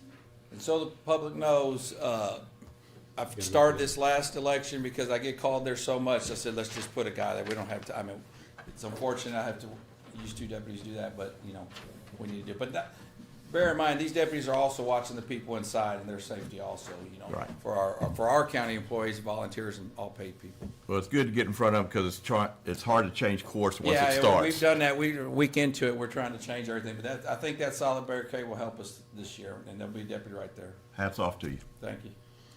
Okay, I've gotten questions from James Stewart and from Mike Allen. Y'all want to ask questions about the electioneering? Yes, sir. Okay.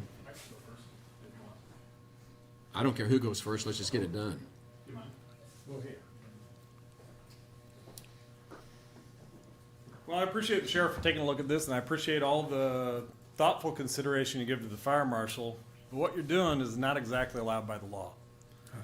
Election advisory number 2025-15, put forward by the Secretary of State in conjunction with Texas Election Code 61-003A1 says an entity that owns or controls a public building being used as a polling place may not prohibit electioneering outside 100-foot and 20-foot distance markers. However, the entity may enact reasonable regulations in regards to time, place, and manner of electioneering. Putting a barrier and prohibiting people from approaching cars is exactly one of those things. Only a court of law may determine what is a reasonable terms of time, place, and manner. You are not a court of law. You're a constitutional court, and the sheriff is not a court of law. You're opening yourself up to a lawsuit. That's all I'm going to say. Would that be you? You can bring that matter to the county attorney's attention, and we will address it. Well, I brought this to the county attorney, but I think there's some people in this county that didn't like it when the city did it. Sorry. I think a public safety issue probably trumps that. Well, then do it by the law. actually go to a county court and bring it Mr. up to Stewart, them. I'm not gonna argue with you. That's fine, you don't have to argue with me. You've made your point. You have anything else? Yes, I do have something else. The city tried this exact same thing, and they lost in federal court. They lost in state court, they lost in federal court, and they lost at the appeals court. Don't go down this route. Thank you for the threat. We welcome it. Thank you for the lack of confidence. You're welcome. Yeah, lack of confidence in you. Yes, sir. Okay, moving on to item 1.16, consider, discuss, and take. Mike Allen. Pardon? Mike Allen's. Mike Allen. Oh, Mike. I'm sorry, Mike. Thank you, Judge, in court. I applaud what you're doing. Just one question. I fully support it. It was dangerous 2 years ago at Gate 1, Sheriff, where the green area, my wife and I were attempting to go vote, and we were stopped right about where the green area is up there at Gate 1. Yeah. Actually, before I got onto county property, and a guy walked in front of my car, stopped me, and tried to give me some material and caused a backup onto the street. So I guess that's my question.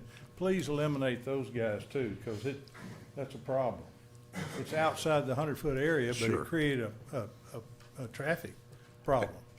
Right, yes, sir. Yeah, and Mike, nobody's gonna be eliminated from talking to the cars as they come in, but it's just getting them further away from the highway. You know, that's just a common sense deal. I applaud what you're doing.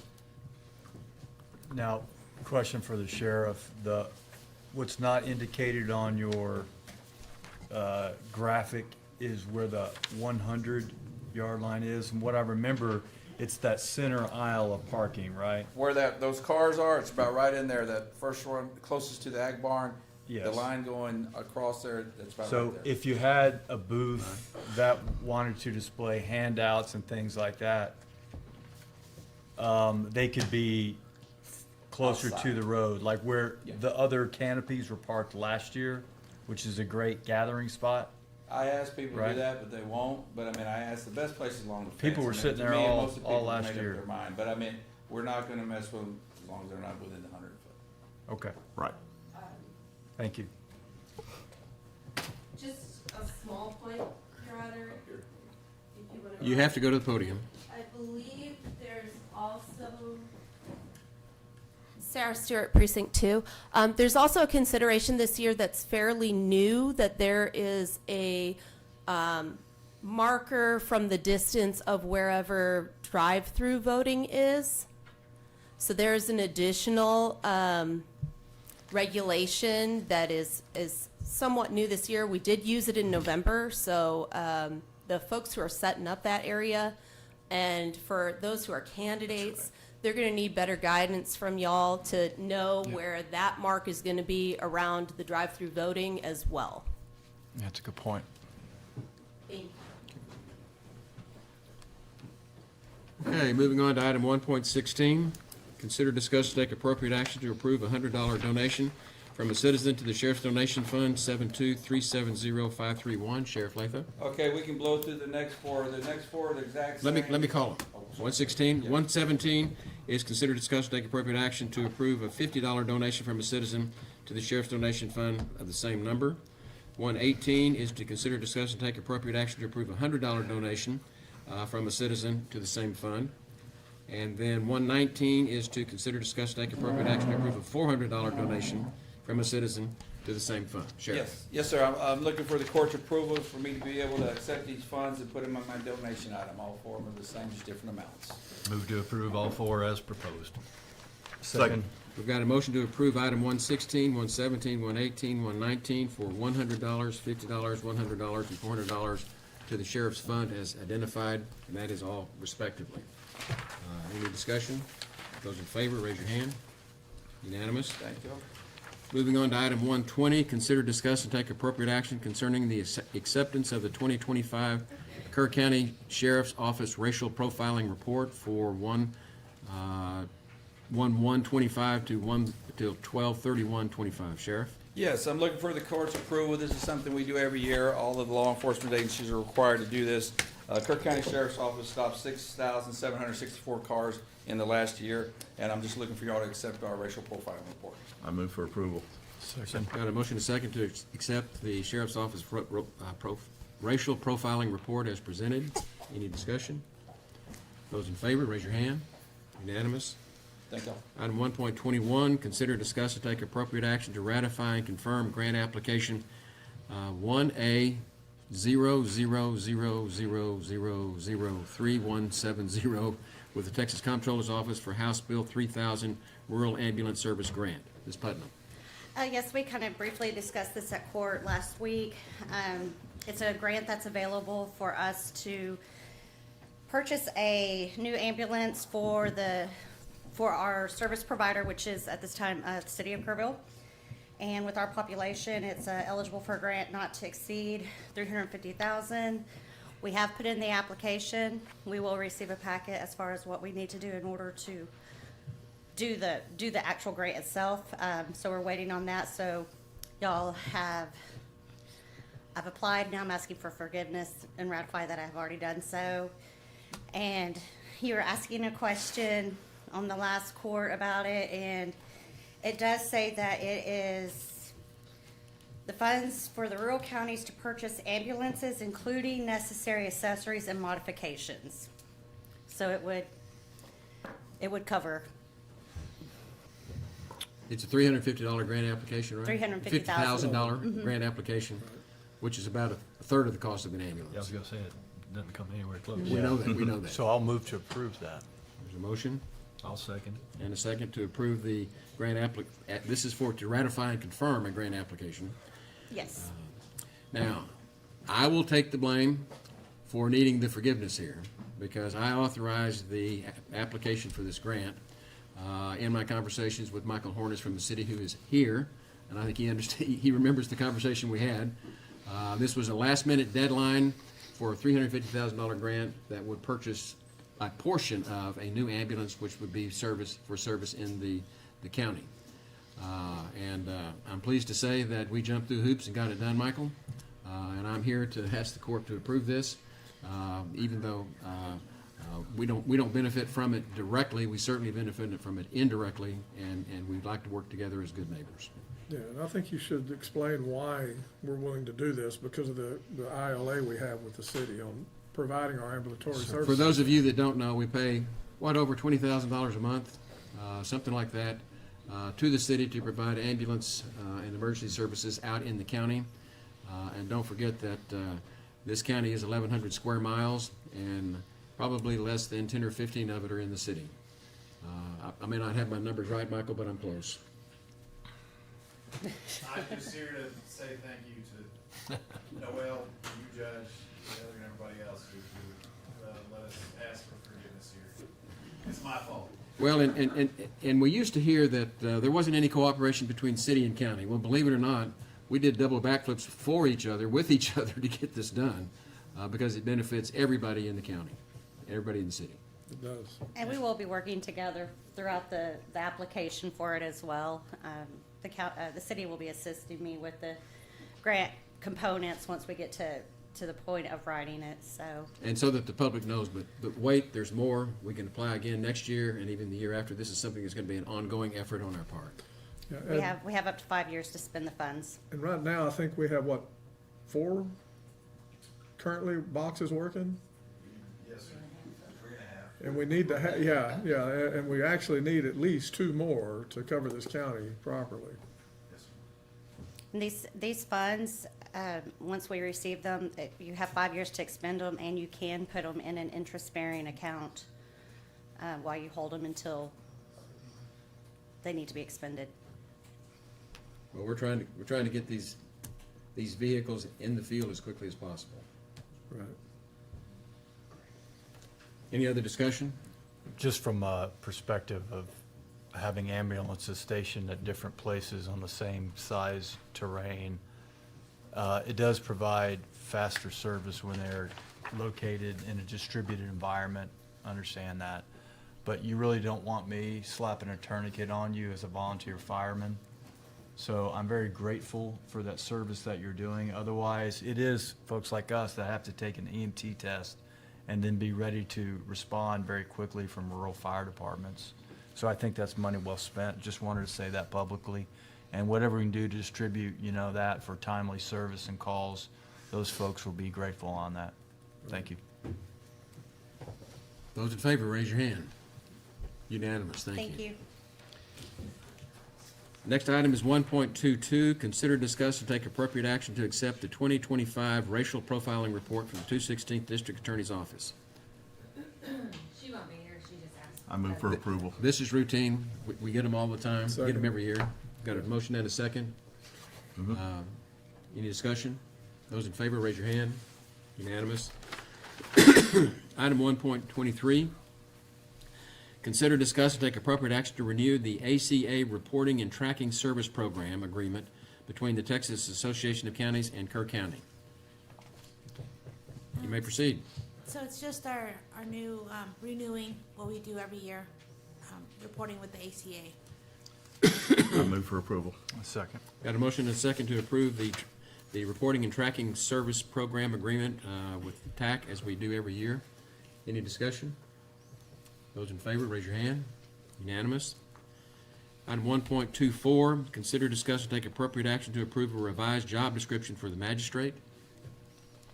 So the magistrate has asked us to update her job description. She found a couple of items under Senate bill to update on the back, and a couple more of her job duties. And just for clarification, the magistrate at the county jail, correct? Yes, correct. The one that we hire down there, who does a lot of work and getting people on with their lives, or not? Yes, that one. Okay, thank you. Motion approved. Second. Got a motion and a second to approve revising the job description for the magistrate position as presented. Any discussion? What were the changes? She, on the bottom, she found sent out where this morning. the regulations or the qualifications changed. She modified a little bit, I don't know if you see it there in red, a little bit of her job descriptions, cleaned it up, updated to what she does. I'm going. There were also some changes in the most recent legislative session Right. on her abilities. So there will be some things that she is going to be unable to do as the magistrate created under that section of the code. So there will be some responsibilities that she was managing before that will fall on the district judges and the county criminal judge. Is your mic on? Probably not. You want to say that again? No, that's okay. I just know we've got an audience outside of here. Sorry, y'all. Well, this is all legislatively driven. Right. I Well, haven't looked at it, but I suspect that a Yes, large part of it is. the part on the last page is the legislative update, and then the other part's just minor changes of what she does. I just thought the audience needed to hear something And along those lines. Why? I don't know how that will change the amount of work that she is able to do, but it may be worth tracking and talking with the judges that supervise her about what that looks like in that full-time position in that department. Okay, we have a motion and a second. Those in favor, raise your hand. Unanimous. And then you have one more item on here, item 1.25, consider, discuss, and take appropriate action to revise current comp time policy. Correct, I think Tracy's gonna be, We're gonna pass on that one? Okay. So, we're gonna excuse Ilda, and we'll move on to item 1.26, which is to consider, discuss, and take appropriate action to accept volunteer hours in-kind donations for the 2025 flood event. Okay, I have a report from TDM on the total number of volunteer hours that were reported through TCR for the flood event. And I've just given you a breakdown of the work performed, the number of hours, and the total cost. Bottom line is we've got 8,852 hours totaling $307,762.78 that will go towards our 25% match. I had already come to you back in October for donated services that equaled $231,436.95. So we're looking at a total right now of $539,199.73. And to try to put some descriptions to those numbers, we're talking about over 230,000 hours and The Well, value, that's dollars. that's No. dollars? That's, And the yeah, five, hours. 539?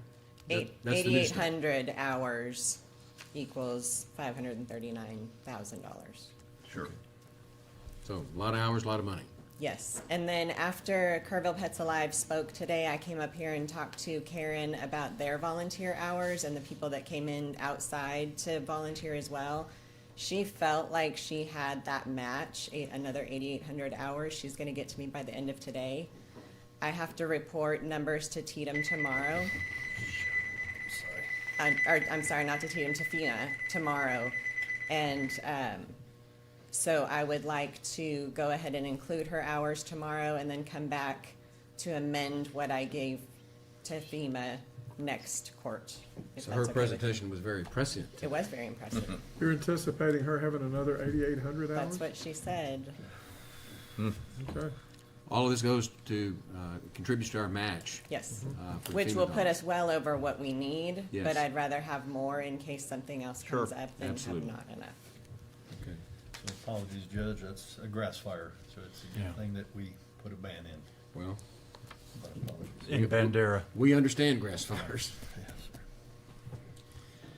Okay, so, I need a motion and a second. Motion. And a second. Second. This is to accept the volunteer fire hours and in-kind donations for the flood as presented. Any discussion? Those in Yeah, favor? thank you very much. I know this has been real pressing for you to try to You're get this welcome. out. Sure. And thank you for the hard work. You're welcome. Okay, all those in favor, raise your hand. Unanimous. Moving on to item 1.27, consider, discuss, and take appropriate action to reappoint the following members to the Emergency Services District Number 2 for additional 2-year terms: Lee Hall, Marcia Bauman, and Albert Martinez. Yes, sir, Judge, and I'm gonna move for approval. All Second. three of these are doing an excellent job for Mountain Home, or ESD number 2, so I move for approval. Second. Got a motion and a second to approve the nominees as presented. Any discussion? Those in favor, raise your hand. Unanimous.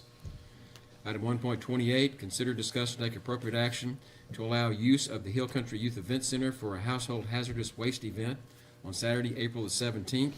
Mr. Harris? Yeah, and that's 2027, so it's a long ways off, but we're getting in the books. It's in conjunction with the city. They get the people come in, and so I move for approval. I'll second.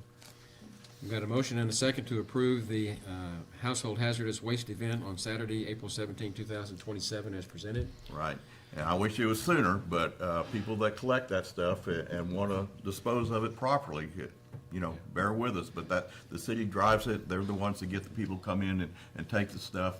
So, and we furnish the facilities, and Reagan's team helps coordinate out there with traffic and everything else. Because I had asked Michael about doing it, and the last time, that was a couple weeks ago, he was thinking there might be one in the fall, like around October. So this says there won't be, and the earliest one is going to be I April. don't know of one in the fall. Used to be one in the fall, but it's just a matter of when those people could come. I got it. We'll look into it. If it is, or I forgot, I'm not sure. But I'm guessing with this one, that's that's probably probably, it. yeah, But next up. All right. wouldn't hurt to look at it. Okay, those in favor, raise your hand. Unanimous. Next item is item 1.29, consider, discuss, and take appropriate action to close Riverside Drive for the household hazardous waste event on Saturday, April 17, 2027. Commissioner Harris. Yes, sir, Judge. Well, this creates a lot of traffic coming in, so we need to close Riverside Drive so people can get out. They'll exit that way when they leave the event. So I move for approval. Second. Very good. Got a motion and a second. Any discussion? Those in favor, raise your hand. Unanimous. 1.30, consider, discuss, and take appropriate action to allow various Kerr County staff members to work the household hazardous waste event on Saturday, April 17, 2027. Commissioner Harris. As I mentioned earlier, Reagan's environmental team usually works this and handles traffic. The city's people work inside when the people drive in the place and put the various hazardous waste in the right location. So we're basically handling the traffic part of it. I move for approval. Second. Got a motion and a second. Any discussion? Those in favor, raise your hand. Unanimous. Moving on to item 1.31, I think this is probably moot, but this was to consider, discuss, and take appropriate action regarding the implementation of the burn ban. And I think all the commissioners have very responsibly handled the burn ban responsibilities that you have. So we'll just move on with that. Judge, Yes? no, we do need to hear this. This is giving them the authority to do that. It's the one we update Oh, every the- 90 days. Okay, this is the quarterly redelegation. All right, I move for approval. Got a motion? Second. And a second. Any discussion? All those in favor, raise your hand. Unanimous. Item 1.32, consider, discuss, and take appropriate action to update the rules of procedure, conduct, and decorum at the meetings of the Kerr County Commissioners Court and rescind court order number 37814C. I put this on the agenda because it has been brought to my attention that we have not strictly enforced our rules. And there's one of them that is inadvertent, and that is because of the legislative change, we need to change that time deadline from what we used to have on Wednesday deadline to be a Monday deadline. But most importantly is, the rules actually require that in order to place an item on the agenda, a request must be filed with and approved by at least one member of the Commissioners Court and/or the county judge by 12 p.m. On this would be Monday immediately preceding the regular meeting. For those of you that are familiar with the way we've put together the agenda, we've been very liberal, maybe not a good word necessarily in this room. Not in Kerr County. But we've been very permissive to allow people to come to us and request agenda items and put them on there without having to actually have either the written or verbal approval of a commissioner or of the court. And so this is in the rules, and I've been asked why we don't enforce it, and I bring it to this court and to the public as, do we want to enforce that part of our rules or not? We have to change from Wednesday to Monday because in order to get the statutory posting for Open Meetings Act now requires that we have it up by Monday afternoon instead of Wednesday afternoon. But, and we have no choice on that. That's right. And so on this other one, I really open it up to what is the pleasure of the court. This wouldn't affect department heads or anything, or would it? It does. It puts control of the agenda back in the hands of the court, which is, I think, constitutionally where it was designed to be. We live in a small community. We know everybody. When you come in, we know if you've got something that we ought to put on the agenda or not, and we just do it. But we've been questioned whether or not, if it's in our rules that we have to have a commissioner's approval or the commission, anybody on the court, then we go ahead and do it. That way, we get a lot of the question marks and the quizzical looks I get from the boss when we get requests for, do we put this on the agenda, do we not put this on the agenda? If we go back and just enforce our own rule, it makes it very simple. It has to be routed through a commissioner or my office in order to be able to put it on the agenda. Now, Judge, I'm assuming the liaison appointment would have something to do with it. Animal control, Reagan, if he has something, I assume Not it would. necessarily. We don't limit it to that. I mean, Okay. as an elected Might be official, the you represent location. the people, period. Right. Or by location, Ideally, I precinct. mean, you would think so, but. If it's not even limited by location. I know. If you are a commissioner, you are entitled to put an agenda item, put an item on the agenda to be considered by this court in public. Yeah, That's the law. So maybe Tom Jones can handle all that. Oh. Do we have a motion on that? No, we do not. That's great, okay. Nominate. Sheriff, please. I'll give you an example, like last week on the record, I'd like the court to enforce it because I contacted Jody when I see that on there, and she really had no idea, but it got on the agenda. That's something I could have probably took care of in my office. That's just one example of, I like to be prepared when I come up here and had no idea what it was about. I found out right before, but it would help. Of course, you're assuming that one of us wouldn't have gone ahead and approved it without knowing. Well, I think that really is the salient point right here, is to follow up, if it's going to be, if KCSO's got something that they want to put on the agenda, then it goes through one of us to make sure that he's okay with us putting it on the agenda. Right. Or not. Or at least find out if there's a dispute about it. Right. Well, anyway, be happy Well, to support our I don't sheriff know that on anything he wants. we don't need a motion to enforce this. It's already in there, correct? Well, Or what are you looking for? I'm looking for the very least a straw poll as to how y'all want me to do this. I can enforce it, but I don't want to just come out unilaterally and start enforcing a rule and everybody go, hey, we've never done it that way. Because we haven't done it that way since I've been on the court, or before I was on the court. Well, you have my recommendation already. It's bring in the liaison or the appropriate precinct guy. I think it just makes sense to keep them informed on the actions of that agenda. Personally, I don't think we need to restrict it to that, but I mean, I think the law is very clear. Any commissioner can put any item on an agenda. So That is clear. What's not clear is our rule says they must approve the agenda item, an agenda item.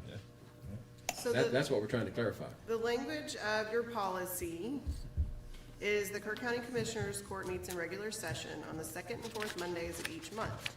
In order for a matter or issue to appear as an agenda item on the agenda of any regular meeting of the Commissioners Court, a request must be filed with and approved by at least one member of the Commissioners Court and/or the county judge by 12 p.m. on the Wednesday immediately preceding the regular meeting of the Commissioners Court.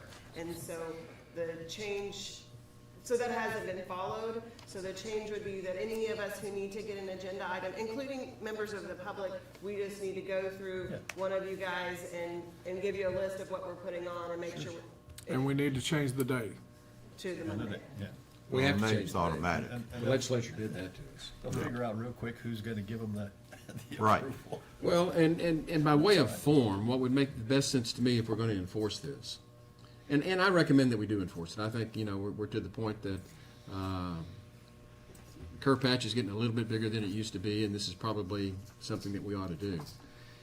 It would reflect that commissioner's name in that agenda item, so that when we look down there, we know which commissioner or me put the item on the agenda, because that way we know where it came from. Right. Makes sense.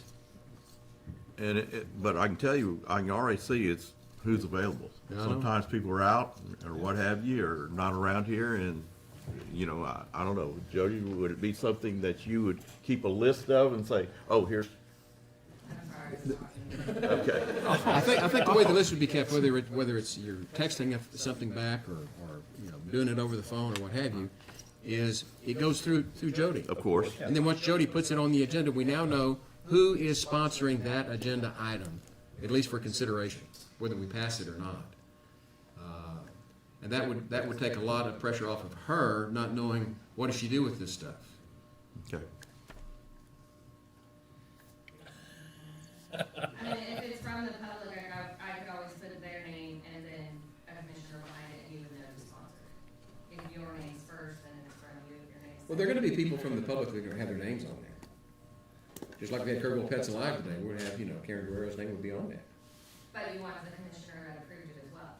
Well, whether it's a conversation between her and Tom Or at least told about it, I guess. or if she can't get a hold of Tom and she calls Jeff and Jeff puts it on there, we have a commissioner's name to go with the agenda item. That's what was contemplated, and we have been very loose in enforcing that. That could be in the public participation form. It could be in that agenda request, or even if it's from an elected or an appointed official, it could be in the request, the commissioner that's approved it. So I'm that Jody has fine. some I'm indication fine with of that. Who's approved it already. For those of you who don't, there's a form that you fill out to do all of this, and I would think that it would go right on that form. Be perfect. That way Jody doesn't have to chase who's done it. Oh, but she's so good at it. I know it, but it takes a lot of her Sometimes. time. Yeah, I mean, Jody can at least copy us and inform us that this is coming up, so that if we object, before I just the think we agenda need to, is I just think we finalized. need to go by the rule. Yeah. Well, and the other thing that would be Simplify helpful it, let's do it. is we are having to tighten up our enforcement of the Open Meetings Act, our OMA compliance.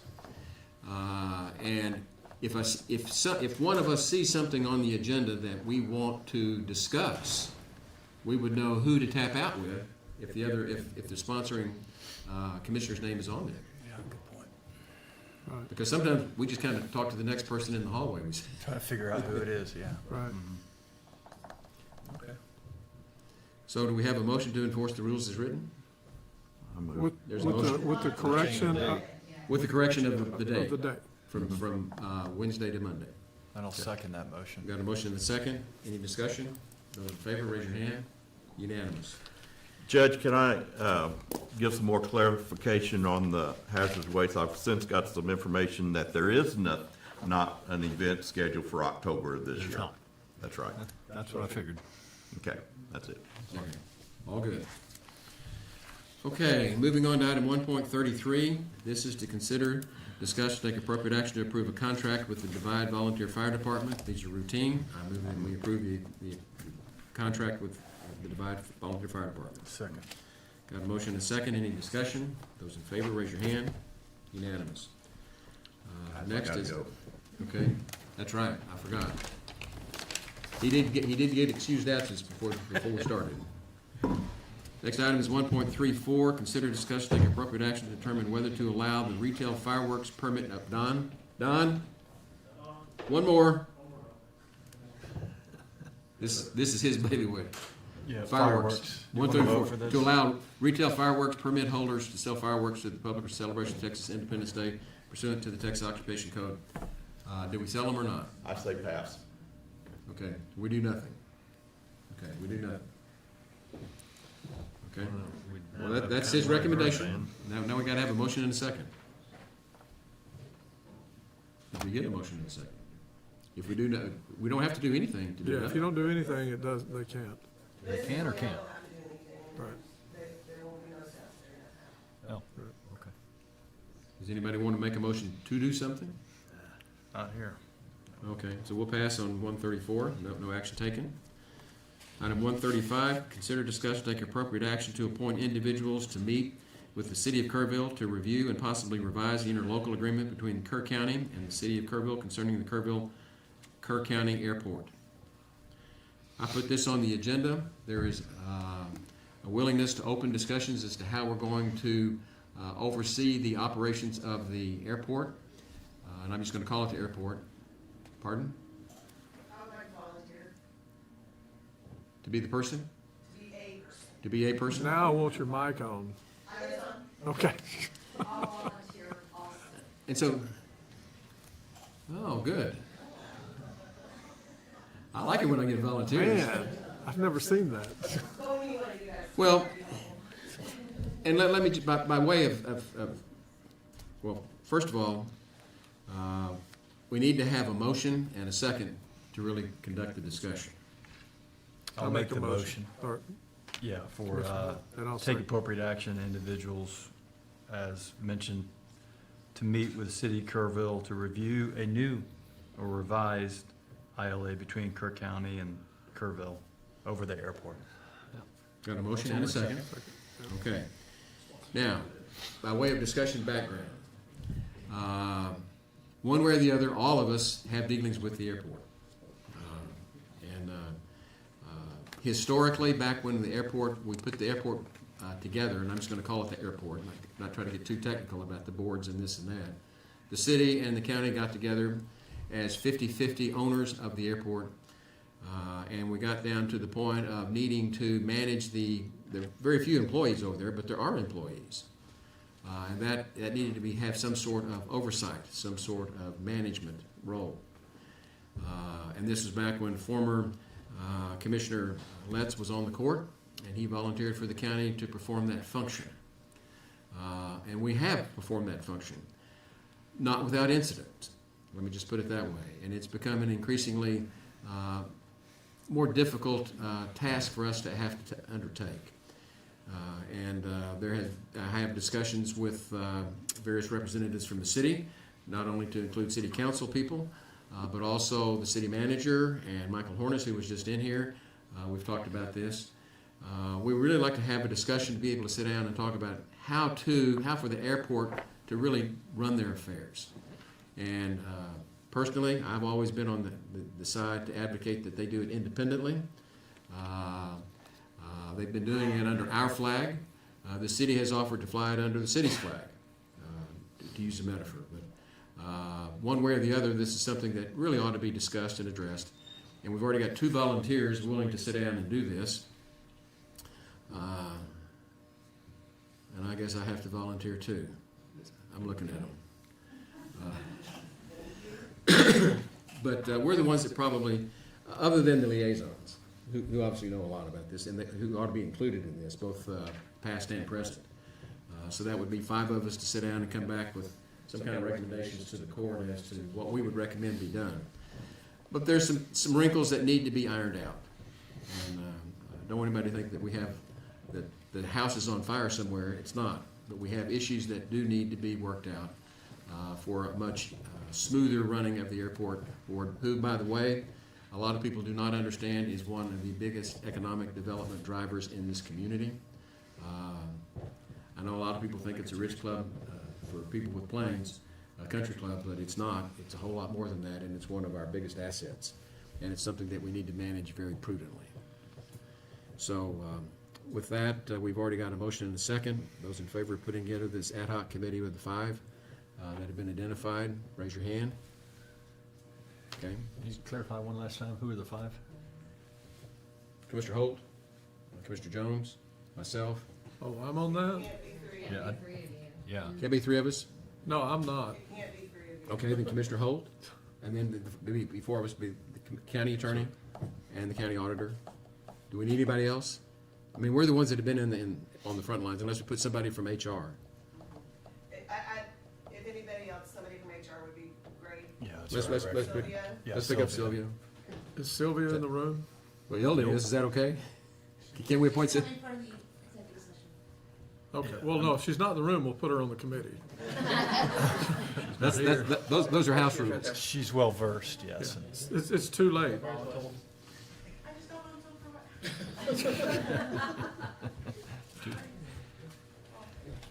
All right, Okay, that's good.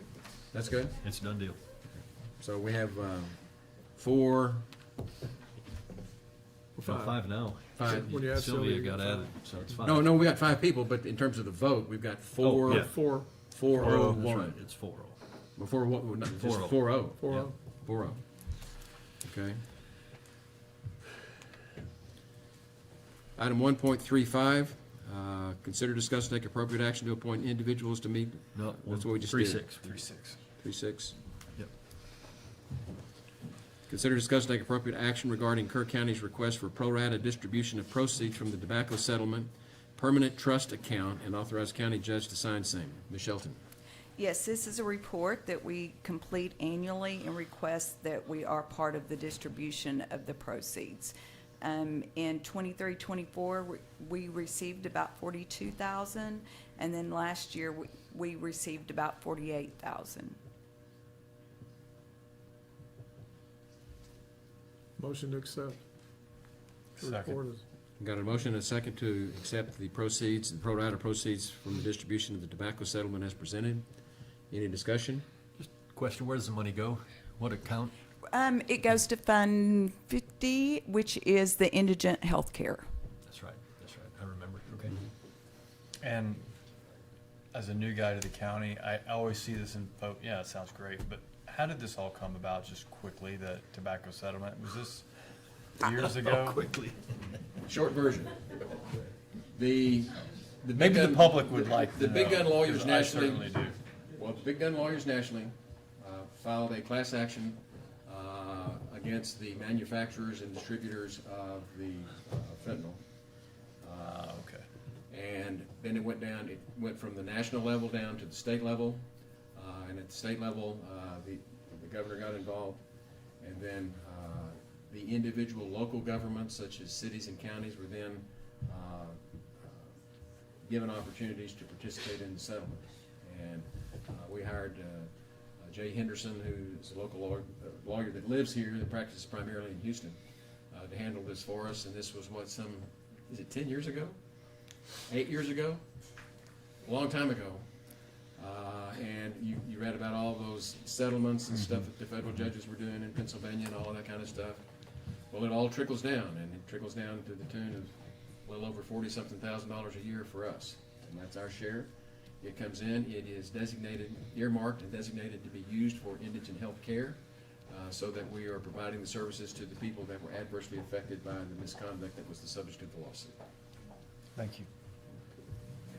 That wasn't short, but it was thorough. That was good. Those in favor, raise your hand. 4-0.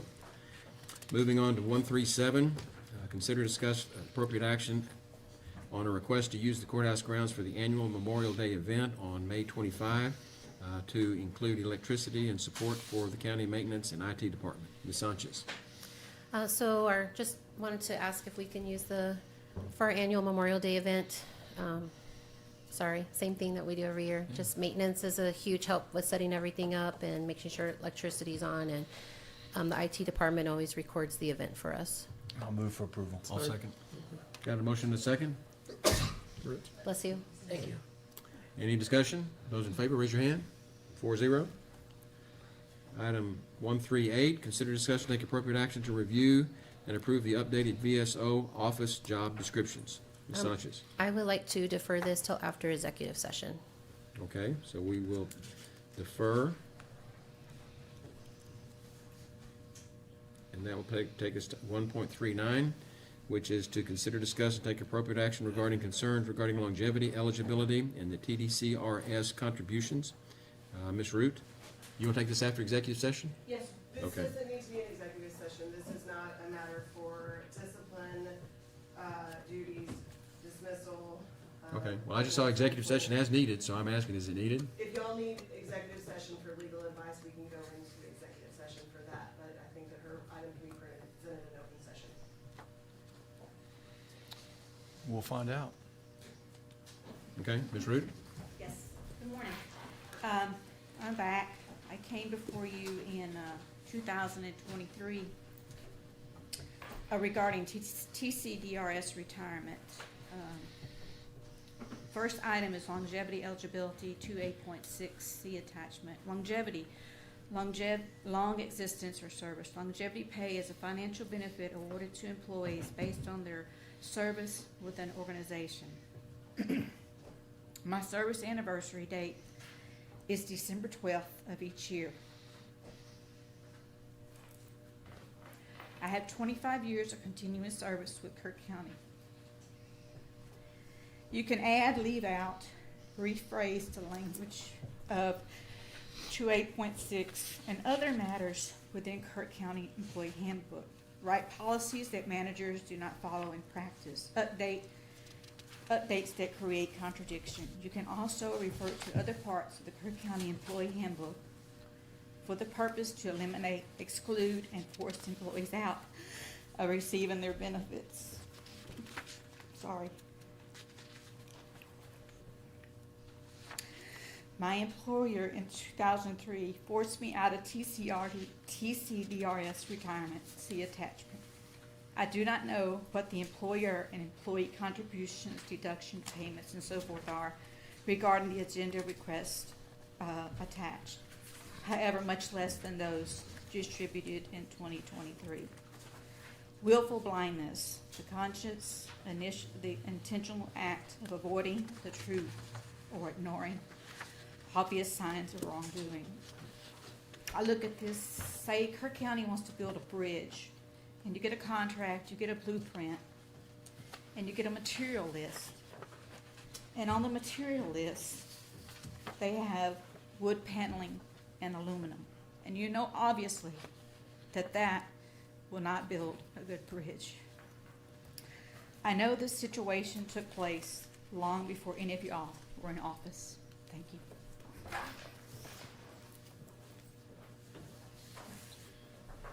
Okay.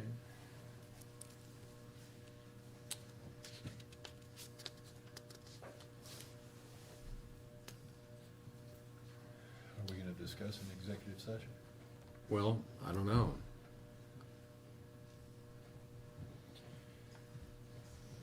I would like to go to executive session. I would too. I have so many questions about the history of this that I don't think it's appropriate to lead some of the questions here in Okay. a public forum. And we will defer this to executive session.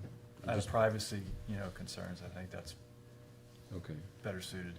Can I have a point of information? Can you tell me what TCDRS stands for completely? Texas County's District Retirement System. Thank you. Okay, with that, we'll move on to the approval agenda. 2.1 is budget amendments.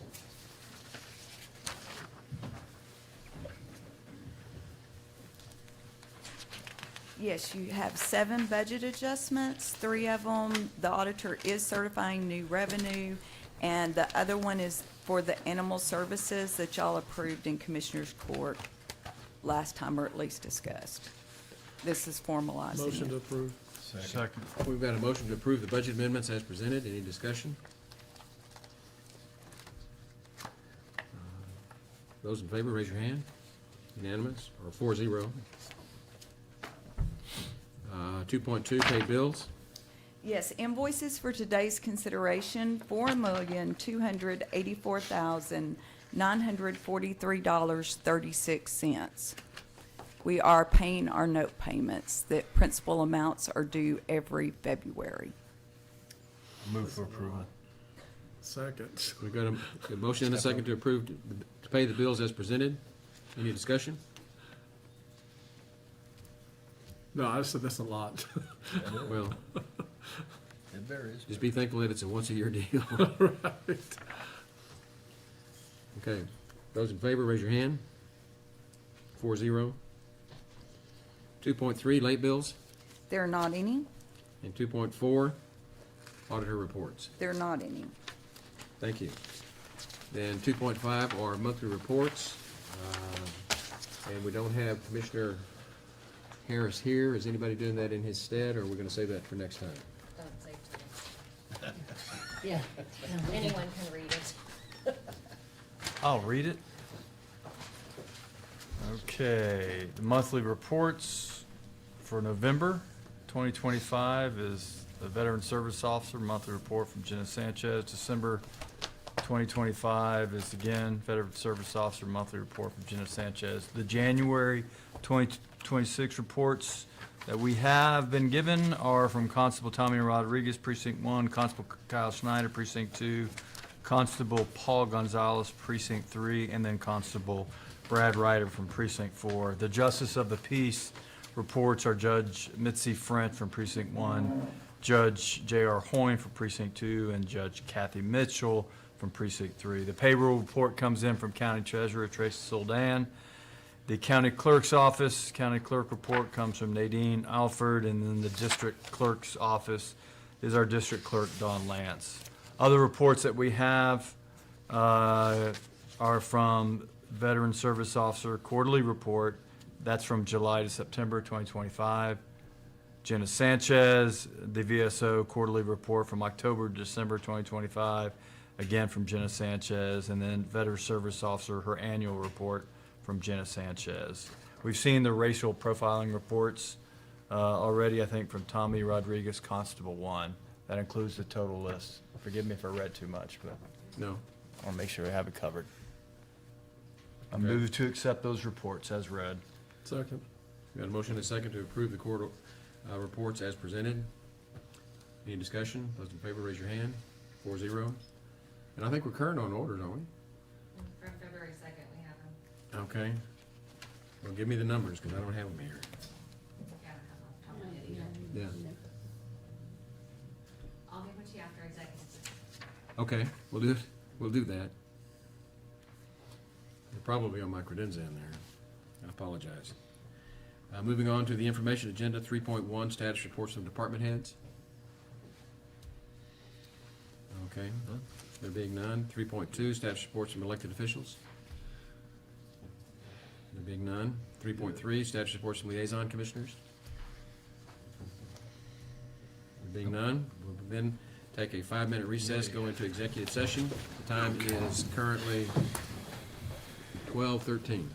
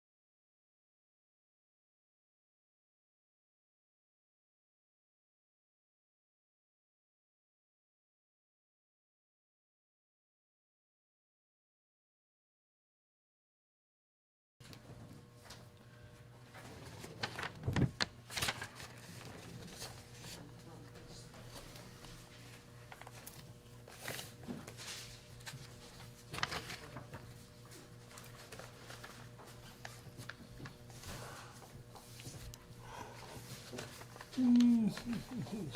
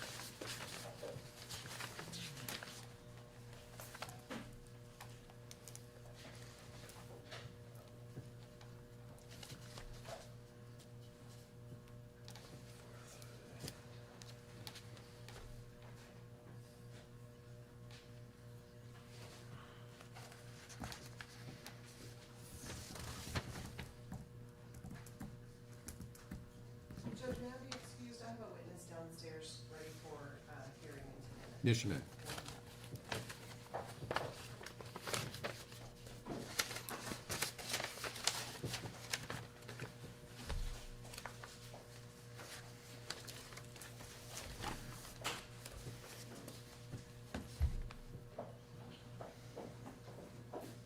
What are we waiting for? Clerk. Oh, we don't have a clerk in here. A clerk, any clerk. Do you want to play the role? You can identify as clerk. Never today. a job I would ever consider. Did anybody even contact him? I'll go ask Jody. I'm just gonna start packing my bag. I'll be We're back waiting in for a as soon clerk. as she arrives. Well, as long as we have a quorum, we can act. Yeah, we need a clerk.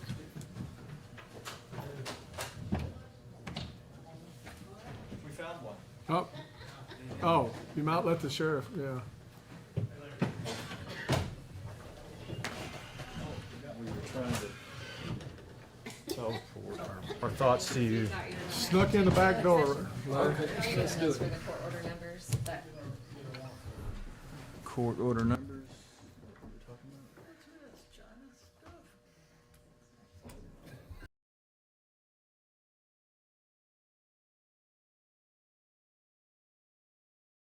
Court is now back in session.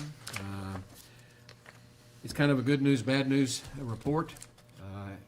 I started today talking about how difficult it was going to be to get everything done. Well, what got squeezed was the executive session. We have been very busy at this. But the good news and the bad news is that we're not in a position to spend the time to be able to make not to deliver the decisions that have been made at this time. And so what we're going to do is reconvene next week, which is an off week for us, and plan to take care of all of this. Monday's a holiday. Then it has to be Tuesday. And we have to find a time. Monday's a holiday. What are we doing? President's Day. Okay. I forget. I'm from the private sector. Excuse me. Meanwhile, I want to go back and pick up on item 2.6 on the agenda, which was court orders under the approval agenda. I reviewed court orders number 41724 through 41752 that were made on February the 2nd. And I recommend that all those, they appear to be in order, and I recommend that all be approved. Is there a motion? Motion to approve. And a second? Any discussion? Those in favor, raise your hand. Okay, order's approved, unanimous, or 4-0. Where we are, we've got several they're all very important items on the executive agenda. One has to do with the University of Texas at Austin project with IT. The next one has to do with the VSO, very important to us, and we heard the testimony, we heard the recommendations from the members of the board. And then we've got the one that we're passing on, then we have another one here on the properties that we're trying to either sell or swap. And then finally, we have a floodplain issue, all of which we have talked about and are would be ready to proceed, other than I have a court that starts in 5 minutes. He has someplace to be, and we do not have a quorum here to be able to stay, to spend the time it's going to take to deliver these decisions. So that's why we'll put it off until next Tuesday. Let's shoot for maybe, let's shoot for 11 o'clock.